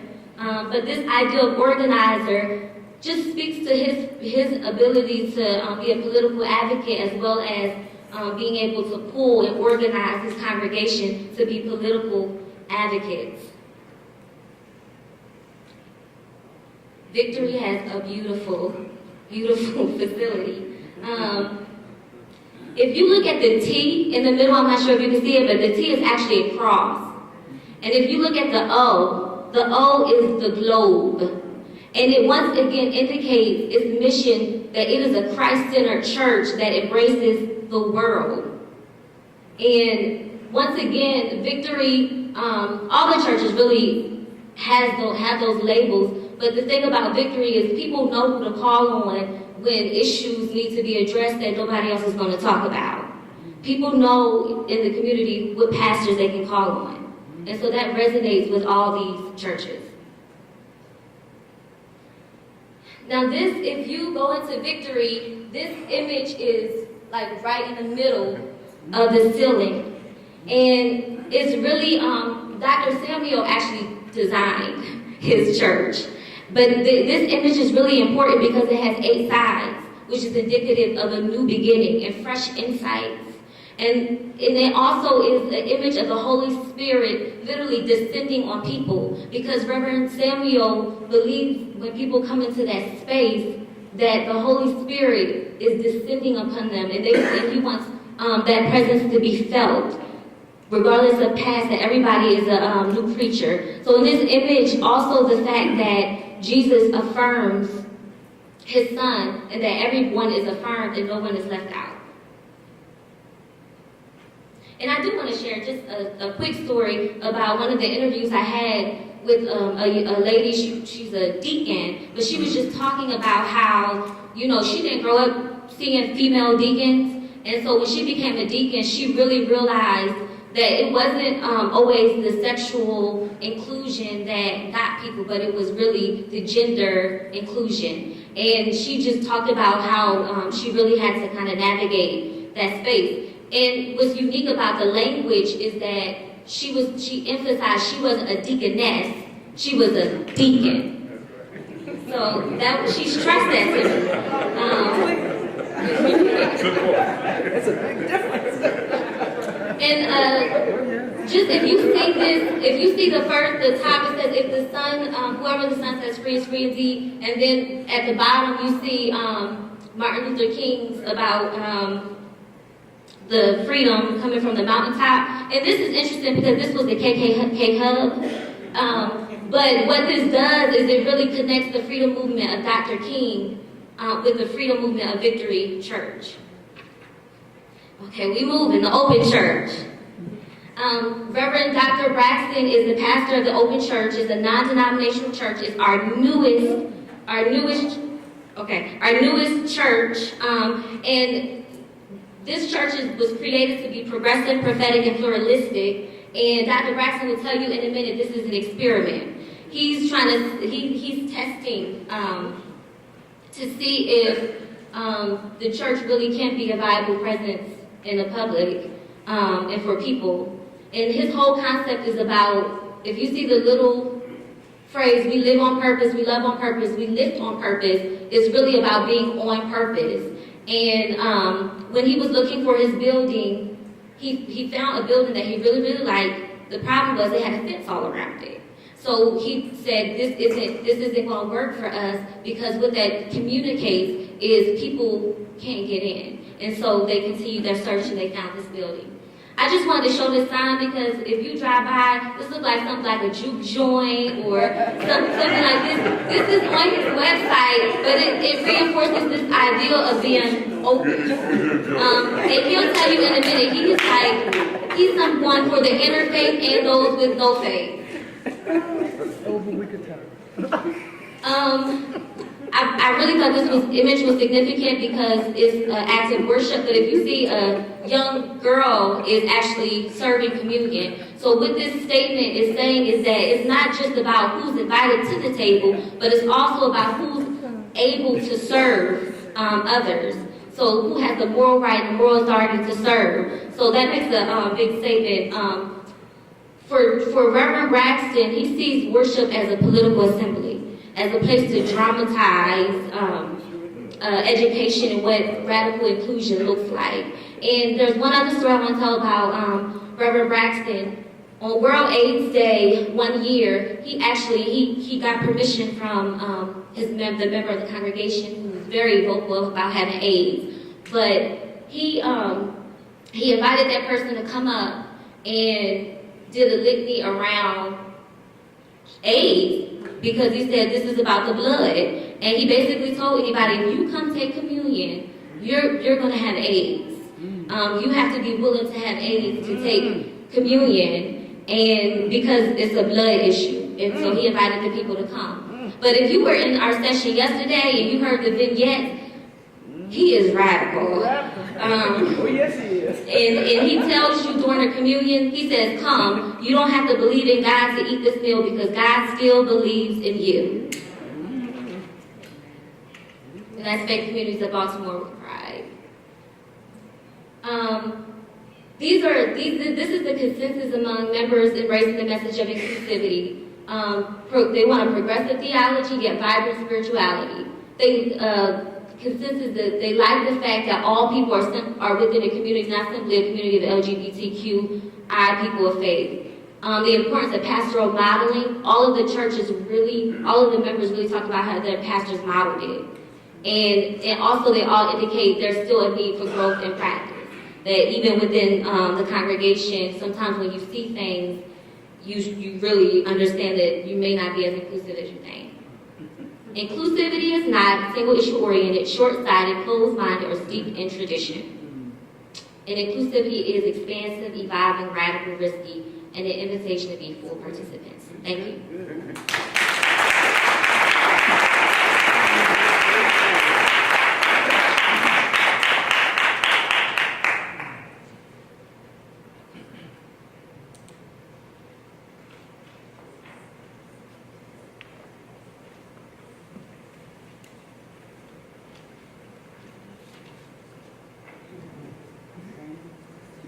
Good morning. I'll do it just as usual. I'm a Mac user, so I have to get some help with the PC. Make sure I'm You got paper? I have one piece of paper because this is my computer. Some of us. So good morning, everyone.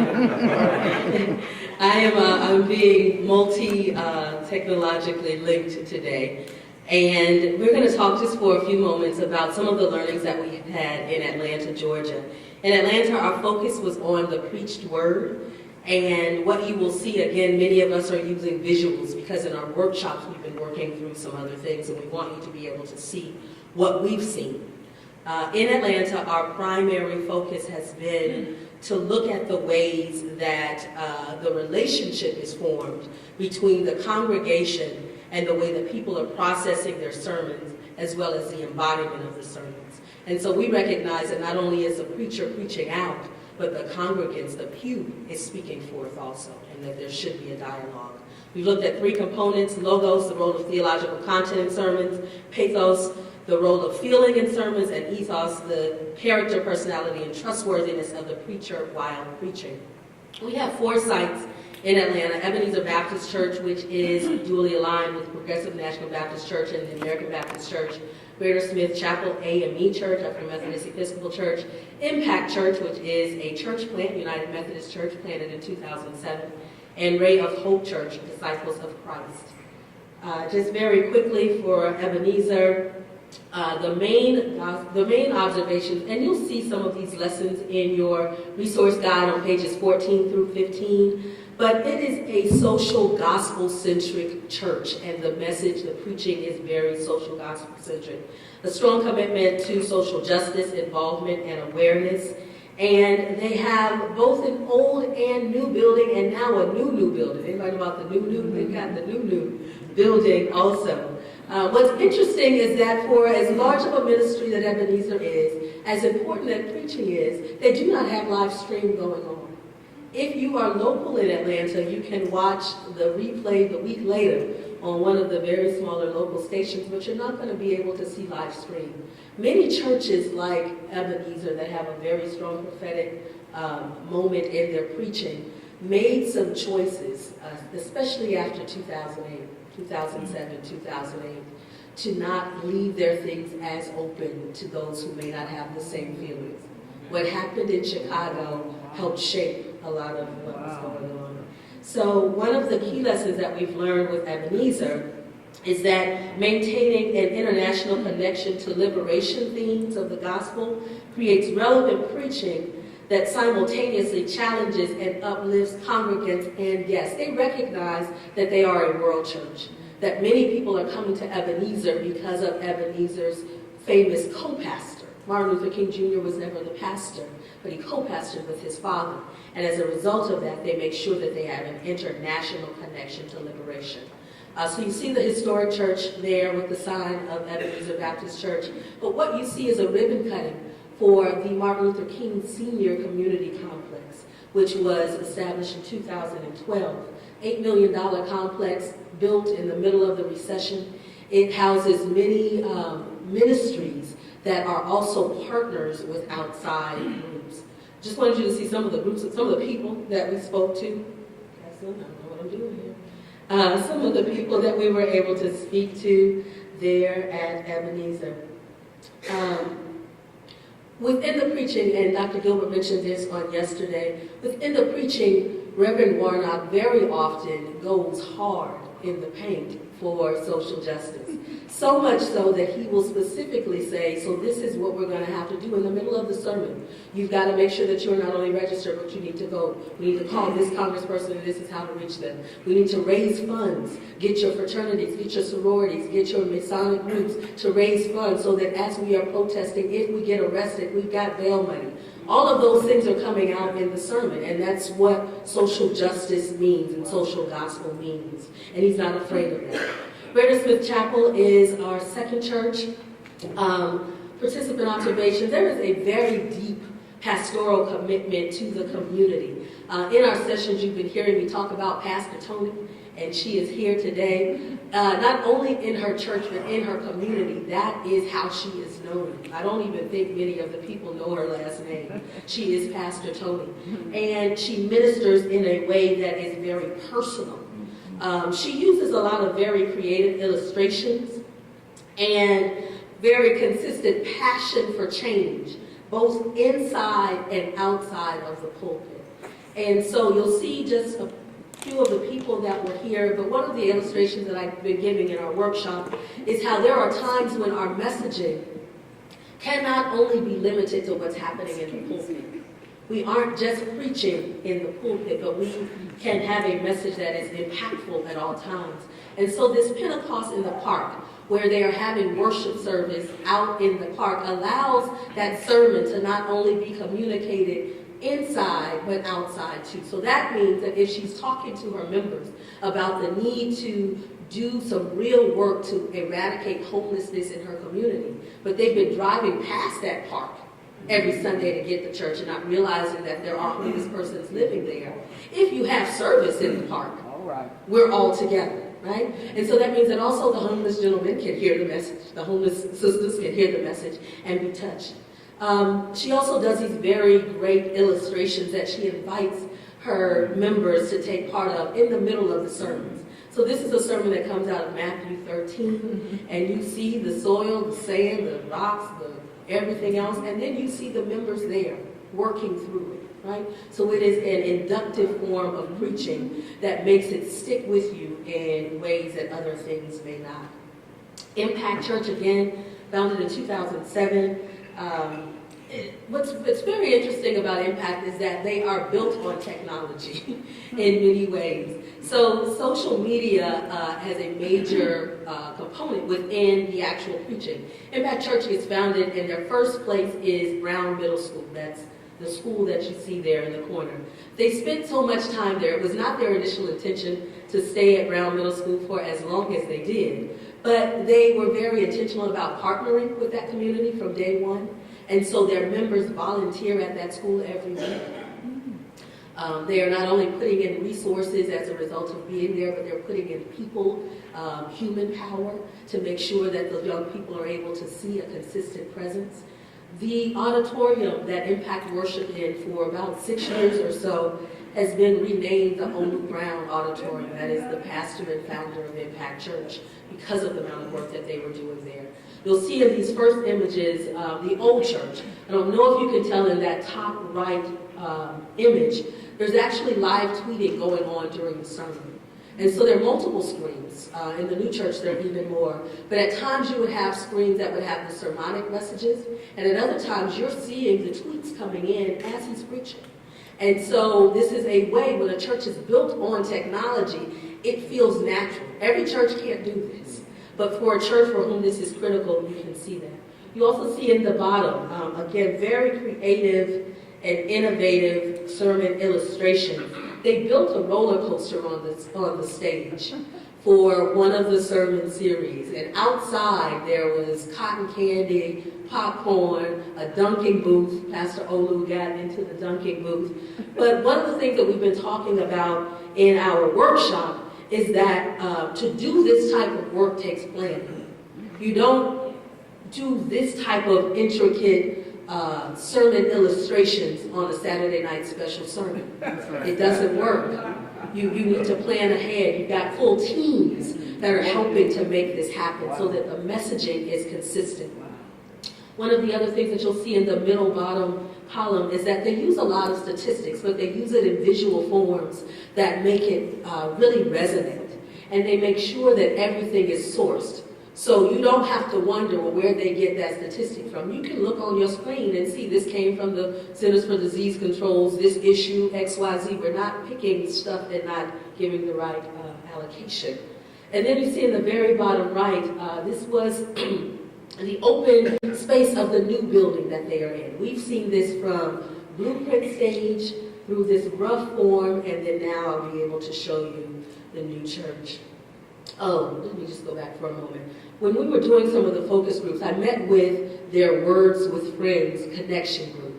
They have, because they did not have a church building to come to on a regular basis, they developed a network of what we would often call small groups, cell groups. They call them connection groups. This one meets in a coffee shop that is not near the church, but it is near the community in which many of those persons live. And it is the Word with Friends. They have a full curriculum that those lay leaders have created, which is a very powerful way of engaging. And even now that they have their own facility, you still have these connection groups. So now, oh, actually, this is still from the old church. I wanted to be able to show, wait, so 2 more minutes. I wanted to be able to show one of the holistic and creative illustrations that really sort of blew my mind when I was observing it. So I go to the church on that Sunday, I walk in, they give me a small sheet of paper. I think I have paper. If I need to write something down, I'm good. But they gave me a small sheet of paper. And there were tables around the church, a few in the front, a few on the side, and then even some outside. At the conclusion of the sermon where Pastor Olu was telling us that there may be things that we need to try to not take with us, that we need to sort of get rid of. He was talking about different paths that we could take, and that's why you see the different signs. Within the paper, and he had lay leaders at the front, we wrote down the things that we didn't want to take forward, put it in the water. They stirred the water around and it disappeared. Okay? So it was this magic paper that they had ordered, special paper. And it was so powerful. So that was our benediction. We went to the front, each of us did that, and then we walked out. Right? So to take all of those illustrations from the sermon and then have something that you're walking away with was just amazing. They did something similar around, I believe it was Pentecost, where they had paper that caught on fire. Literal paper that caught on fire. And then you see the Real Christians of Atlanta. I have an illustration of that in the book. So now we're in the new church. Impact has now built a new facility. It's about 4 miles from the middle school that they worshiped in for 6 or 7 years. It is built to model an Apple store, in a sense, but to have connections. And so you'll see multiple screens. They've got a coffee shop, coffee bar out front that people can hang around, congregate before and after church. They have more than ample parking. They only are in phase 1 and they have more to go. So finally, for my last church, in my last 30 seconds, Ray of Hope Church is a fabulous church. Reverend Cynthia Hill is just one dynamic sister. One of the great things about the preaching practice is actually what happens after the preaching. You'll see in the book, as I talk about transparency as one of the key areas for her, but one of the things that they have developed in their small groups, they have about 50 small groups now that meet twice a week, or 2 different times during the week. And this is an example of one of them. They're named after books of the Bible. They actually break down the sermon on that Tuesday after the sermon. They have full sheets that are provided by the Christian Education Ministry. They have what the scriptures were. They have what the key points were. They come with their notes, and they go through the sermon again in small groups. Okay? And then that feedback can make its way back to Pastor Hale. So these are just a few illustrations of some of the things that we've been seeing. We in our workshop, we go into more, and you can see more information in the book. But again, we're looking at the preacher as prophet, who is speaking as the mouth of God. The preacher as priest, who is connecting to the heart of the people. And the preacher as person, who is speaking in a vulnerable way that exposes their own human frailty. Thank you.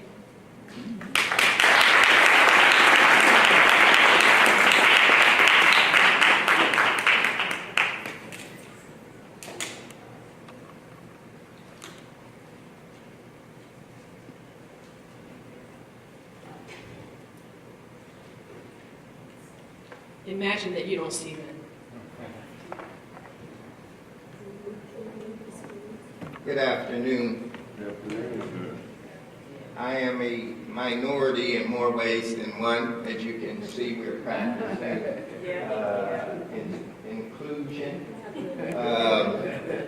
But also, I do not have a PowerPoint presentation to share with you, so you will have to use your sanctified imagination with the churches that I am presenting to you today. What I would like to do is talk a little bit about our theoretical framework and our methodology, and then go into the churches, and then conclude with some emerging themes. First of all, I'd like to say that our methodology is a grounded theory. We went into the project wanting to just record everything we could in terms of activity, in terms of preaching, in terms of the life of the church, in hopes that we might be able to assess what is going on in the communal life of the church and develop some emerging themes as it related to family and youth services, which we like to term family and youth ministries as opposed to services, because we see the church more as an association defined by voluntary relationships and fellowship, as opposed to an institution who is producing a particular product. So we see this as a model of relationships. We use inductive reasoning. We did not go in with any preconceived notions about the life of the church. We just wanted to collect the data and assess and analyze the emerging themes. The 4 churches we worked with were diverse in geographic areas of the city of Detroit, and also diverse in size and the season, the chronological season of the church. City Covenant Church is located in Brightmoor. Brightmoor has a poverty rate of 33%. It's one of the most impoverished areas in the United States of America. City Covenant Church is a church plant that is still in its infancy. It is only a couple of years old, but it implements a parish-based model, and by that I mean it is a church for the community, in the community, with all of the leadership of the church intentionally living in the community. Elam Baptist Church is a church that's 84 years old, and it is in a declining middle-class community. What was once a middle-class community, which probably would be characterized as a working-class community now, a church that has lost many of its members due to black flight. Lord of Lords is a church that is also in an impoverished community. It is a small church of about 50 members. The uniqueness of Lord of Lords is it has a unique ministry to a squatter population in the community. And then finally, Zion Chapel is a church that's 80 years old. It's on the southwest side of Detroit, and out of the 4 areas that the churches are located in, Zion Chapel would probably be the area that is closest to beginning a gentrification process. Some of the things we looked at to collect our data was the ministry of presence, daily meals, how the church's fellowship, how the churches provided family-centered activities, community events, how the leadership of the church modeled the strengthening of the family. I walked into a church cleanup to do a participant observation at Lord of Lords, and there were three generations of the pastor's family out in the alley participating in the cleanup. We looked at marriage retreats, vocation Bible school, after-school tutoring, youth groups, and choirs, in addition to the regular activity of church life. We also did a citywide forum where we brought together about 15 pastors from around the city of Detroit. And we also filmed a youth day panel discussion at Elam Baptist Church, where for Youth Day, instead of having a traditional sermon, they set up a panel of young people in the pulpit and did a question and answer period with them.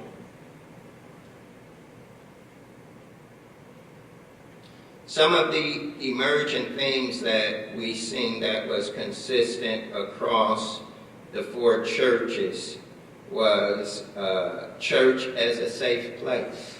In Detroit, one of the challenges we face is the absence of community centers. With the deficit that the city of Detroit has and the bankruptcy status, there's not a lot of safe places and safe spaces for young people after school and on the weekend. We've seen that churches were making an intentional effort to be a safe place for families. It was nothing for me to stop by City Covenant Church at about 4:30, 5 o'clock in the afternoon on a weekday and see parents and children eating dinner and doing homework together in the church instead of in their home.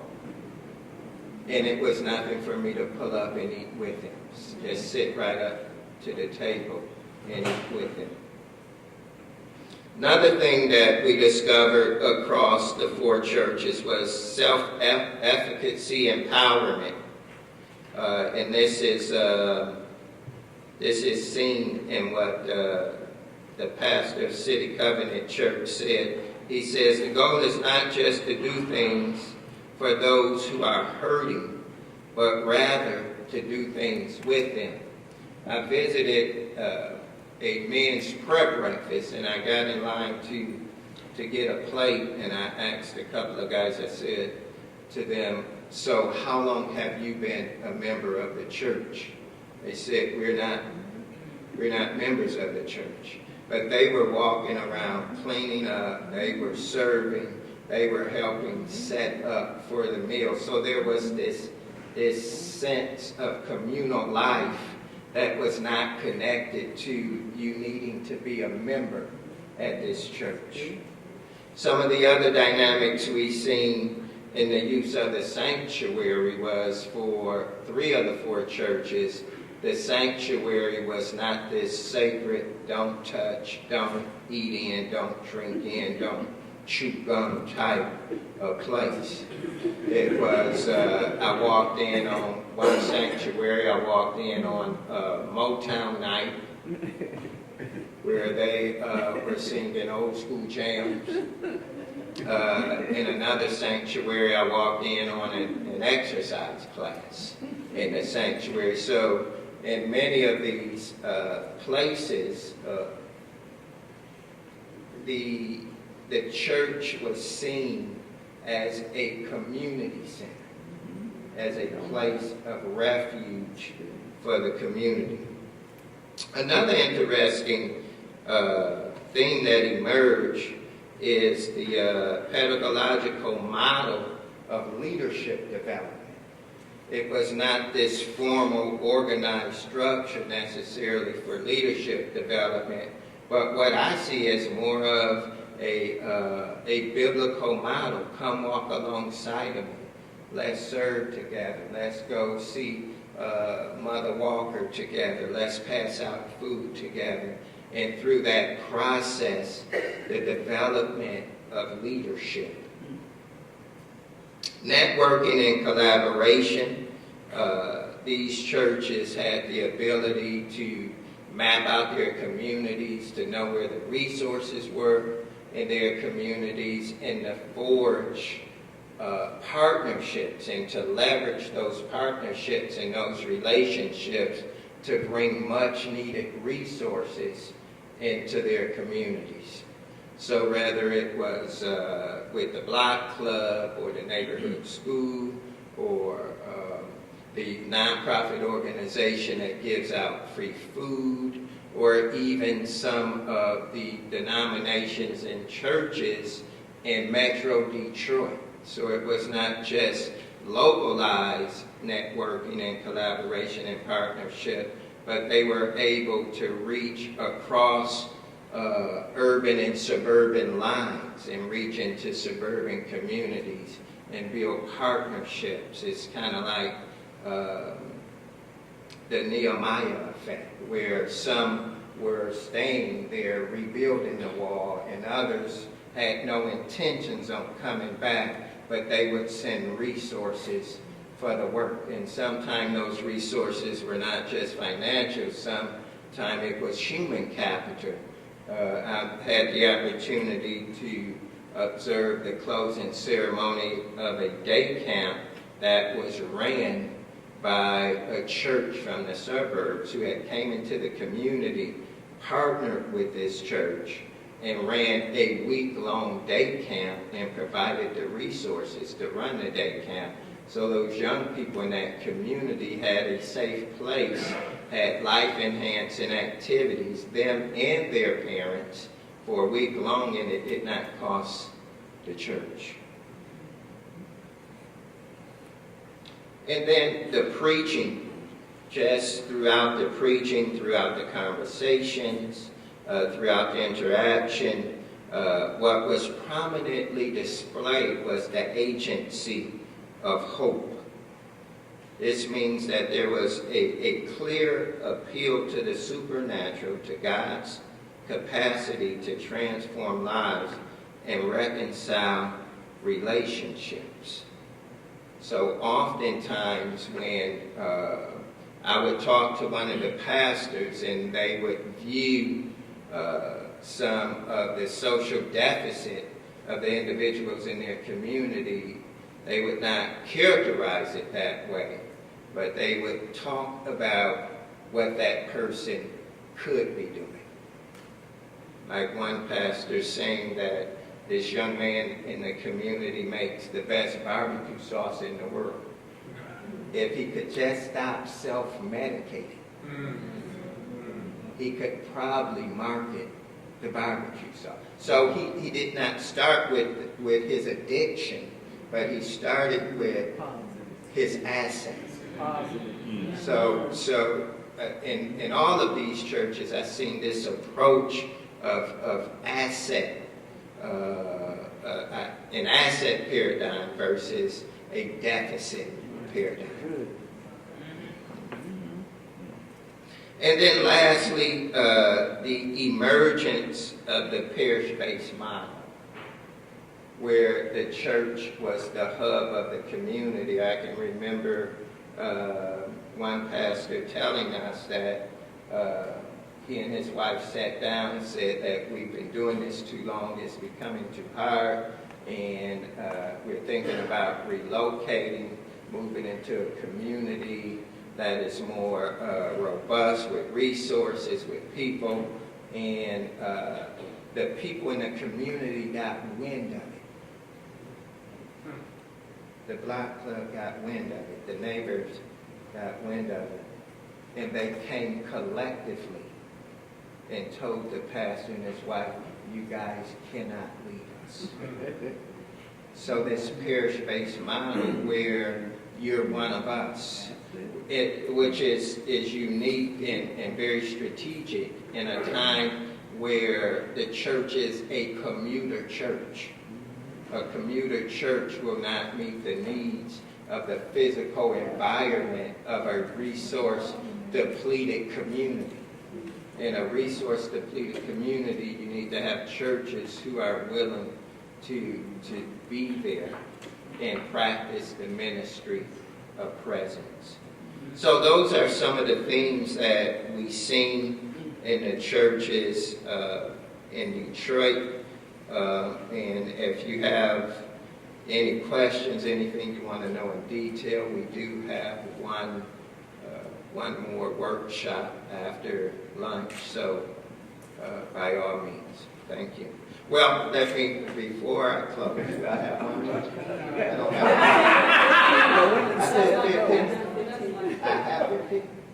I took 15? Okay. I just wanted to, I would be remiss if I don't thank people. So, I'm sorry, I'm from Louisiana.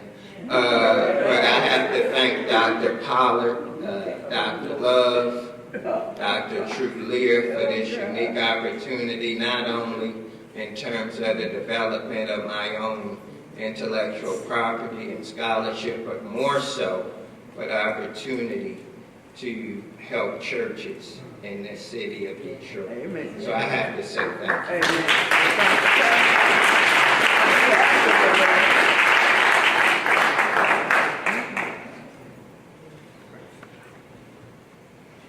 Good afternoon. I had the privilege of working with Dr. Pollard on his research team in Macon County, Alabama. All right. And it has truly been a joy and a blessing. And so thank you to Dr. Pollard, thank you Dr. Love for your leadership as project director. I want to begin with a quote from Booker T. Washington. Of course, as you know, the founder of Tuskegee Institute.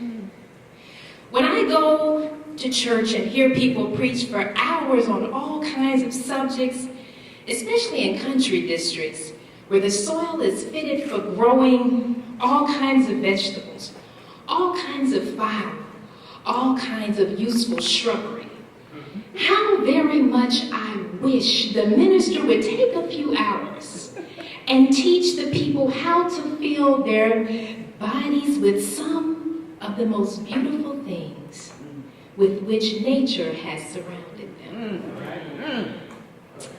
Now, the study churches in Macon County, Alabama are striving to live into the cultural legacy that Booker T. Washington has left.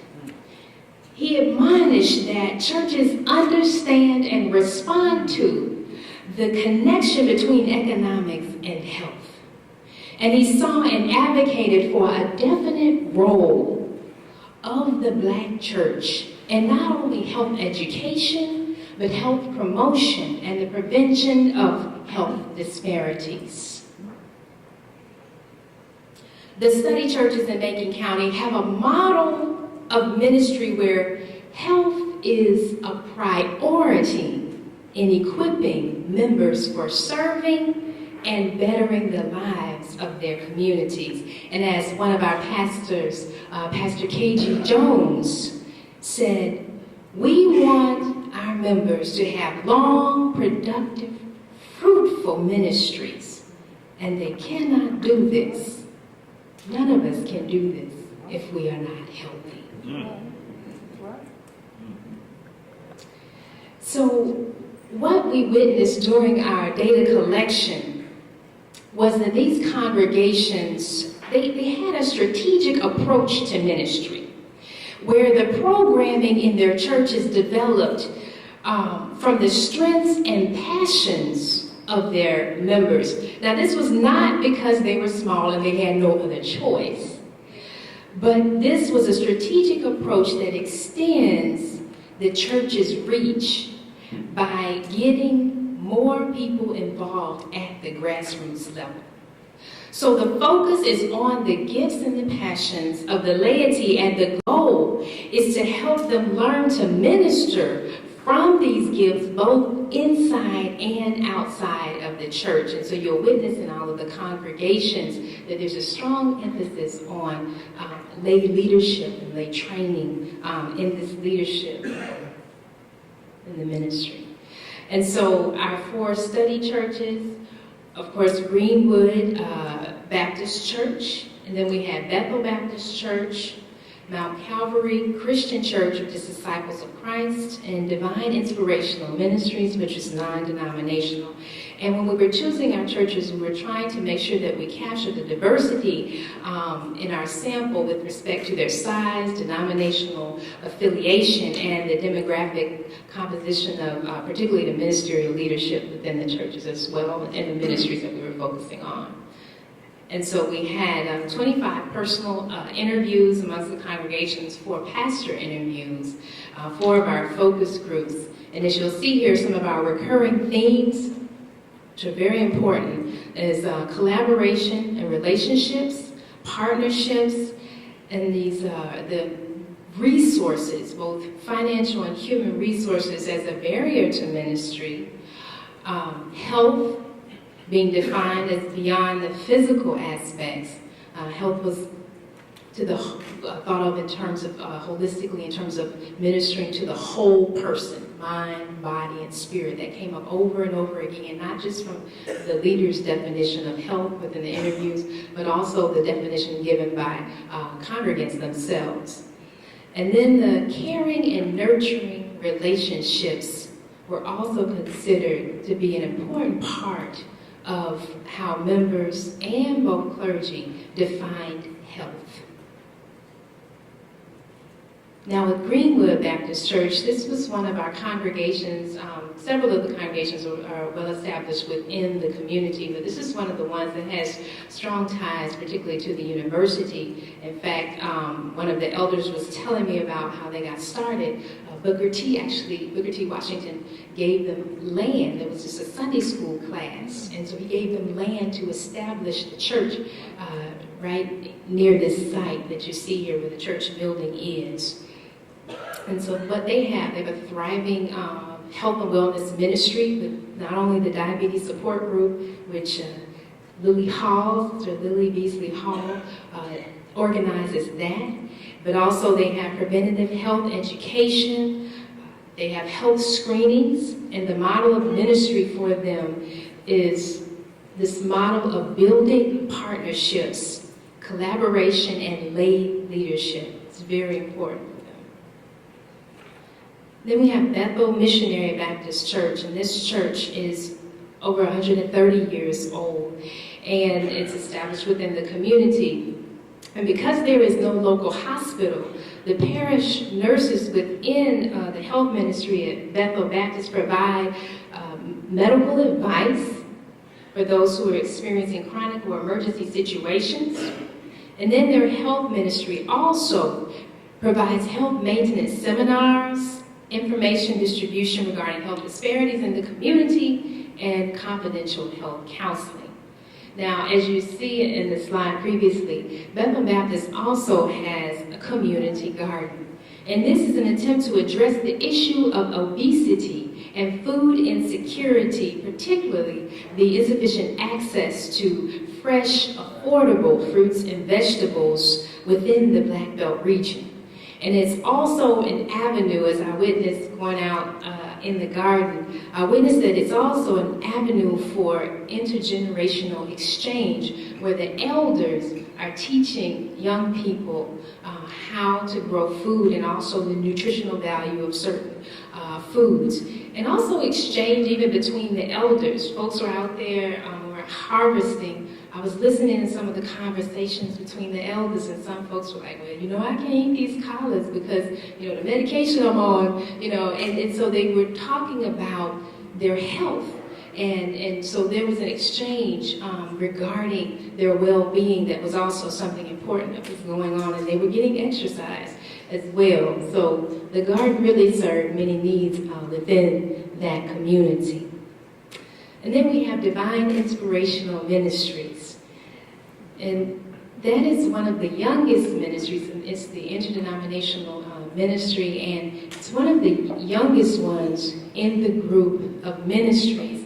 And it basically began as a street ministry. Pastor Rodney Thornton, he began that as a street ministry.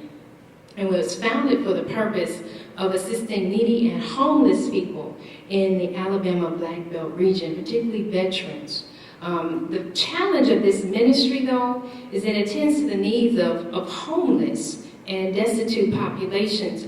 And so sustainability has been a challenge, and Pastor Thornton will be speaking today in the workshop. And so he will have a chance to share with you, if you're going to do this type of ministry, if you're going to be engaged in this type of ministry, there are certain funding sources that could put you at a disadvantage, particularly if you're getting governmental funding and then, the funds for the grant is gone. So he's going to talk about those particular challenges and get into that to help you if you're interested in implementing something like this in your own context. And the members of his church usually are transient because of the population that he's ministering to. And therefore, they cannot tithe, like some of our members may be, tithers, or if they're not tithers, they can at least give in the offering. So what do you do when you have a population that cannot really support you financially? And so, those are some of the challenges that this ministry has faced. But through the ministry, the homeless veterans are provided shelter, job placement, transportation, social services, and counseling.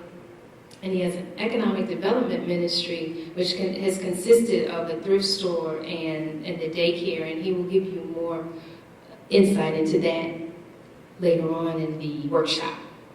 And lastly, we have Calvary Christian Church, and that was headed by Reverend Otis Hand. And this church was responding to the need for attention to better emotional health. A lot of times when we talk about health, particularly in our church context, we are looking at it holistically, but people are usually thinking physical health. And we often forget about mental health, emotional health. And so what Reverend Head instituted at their congregation was the Emotional Emancipation Circles. And he did a workshop yesterday, and there will be another workshop on Friday where we will go in more depth and do some training for that. It's something that you can implement in your own setting. And so these emotional emancipation circles are where members, community members and church members are provided a safe space so they can work on healing from negative effects of racism and, of course, the lie of Black inferiority, which our sister so eloquently preached about this morning. So these small churches in Macon County have proven to us that power is not just in numbers, but in collaboration and in the deeply embedded relationships that characterize their church life. These congregations, they have proven that small numbers do not equal small vision, nor does it mean deficient leadership. These leaders are more than capable, and they are equipping the lay leadership. And these lay leaders are making a powerful impact in their communities. They are strategically small churches, leveraging their resources and partnerships in carrying out their ministries. Thank you.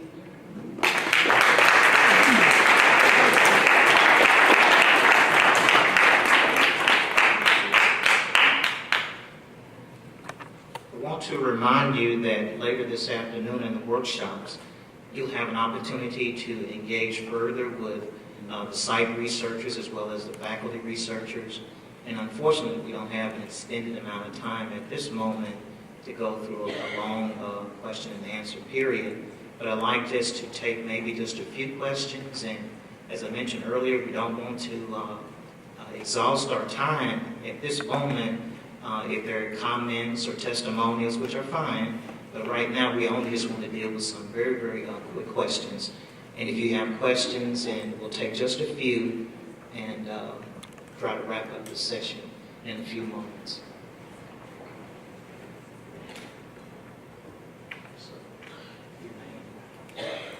I'm Ken Samuel. Thank you to all of the researchers for this great project. How will the research be made available to the public at large? And will what is available include any of the video presentations that we've heard this afternoon, or this morning?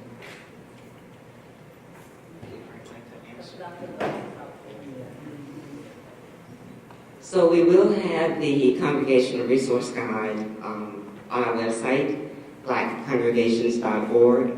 There will also be a publication of conference proceedings that will come out next year in about 6 or 7 months or so. As far as the visual presentations, we'll get with outside researchers and see what we can do with that in terms of putting that online, because it has been very beautiful, very informative, and quite impactful. So. The website, blackcongregations.org. So, and there's information there already, but we will be adding additional information to the website. Thank you. We have a question for panelists. Just a quick question. My name is Charles Butler, and I'm a first-year divinity student here working in the prisons. And I guess my question is do any of your programs have a specific outreach to essentially bound populations, such as prisons or hospice care, or those other, as part of your model? Actually, all my ministries, when I talk about inclusion, it really encompasses all forms of inclusion. So all the ministries I work with have really extensive ministries to incarcerated populations. One of the more well-known ministries at Metropolitan is the First Response Center, which is a primary care and provides social services to people who are living with HIV/AIDS, and also provides numerous other support groups. But some of this is in a manual, but they have CDCs. A couple of the churches have CDCs that really just try to champion inclusion in all those aspects where people are marginalized and displaced. Okay, is there another question for our panelists?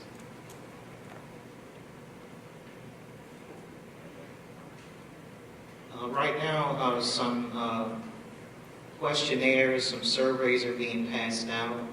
We would like for you to complete those evaluations to give us some feedback on your experience of the session on today.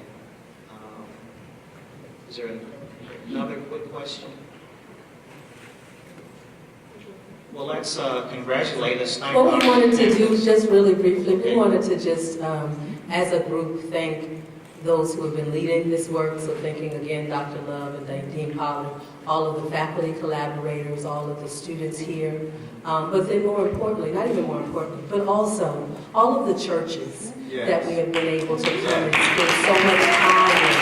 We have many that are represented here today. So if you are one of the persons from any of the churches that we have been doing our research in, if you would please just stand so that everybody can see you. Thank you so much.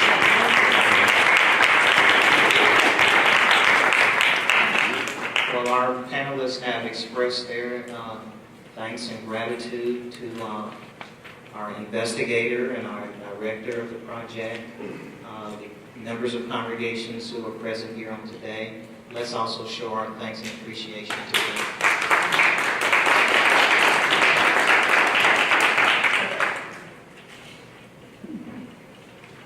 Good afternoon, everyone. Wow, what a day. Okay, so let me just make a couple of announcements. For lunch,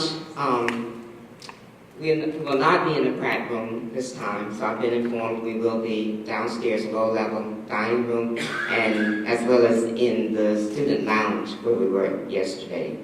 The workshops will start at 1:30, so a little behind schedule, but make sure that you choose your workshop and you are in place by 1:30, so you will have a little more time to eat and to have conversation. Okay, and then we will reconvene together in this room for our final session at 2:30. That's really important, so please come back at 2:30. We will recognize all of our participating congregations and all of our researchers. Dean Pollard and I will have some closing remarks and just kind of wrap everything up. So we really need everyone's presence between 2:30 and 3:30 today. Also, vegan lunches are downstairs, so if you need vegan lunch, make sure you go down to the dining room. All right, well, I'll see you this afternoon in just a few minutes.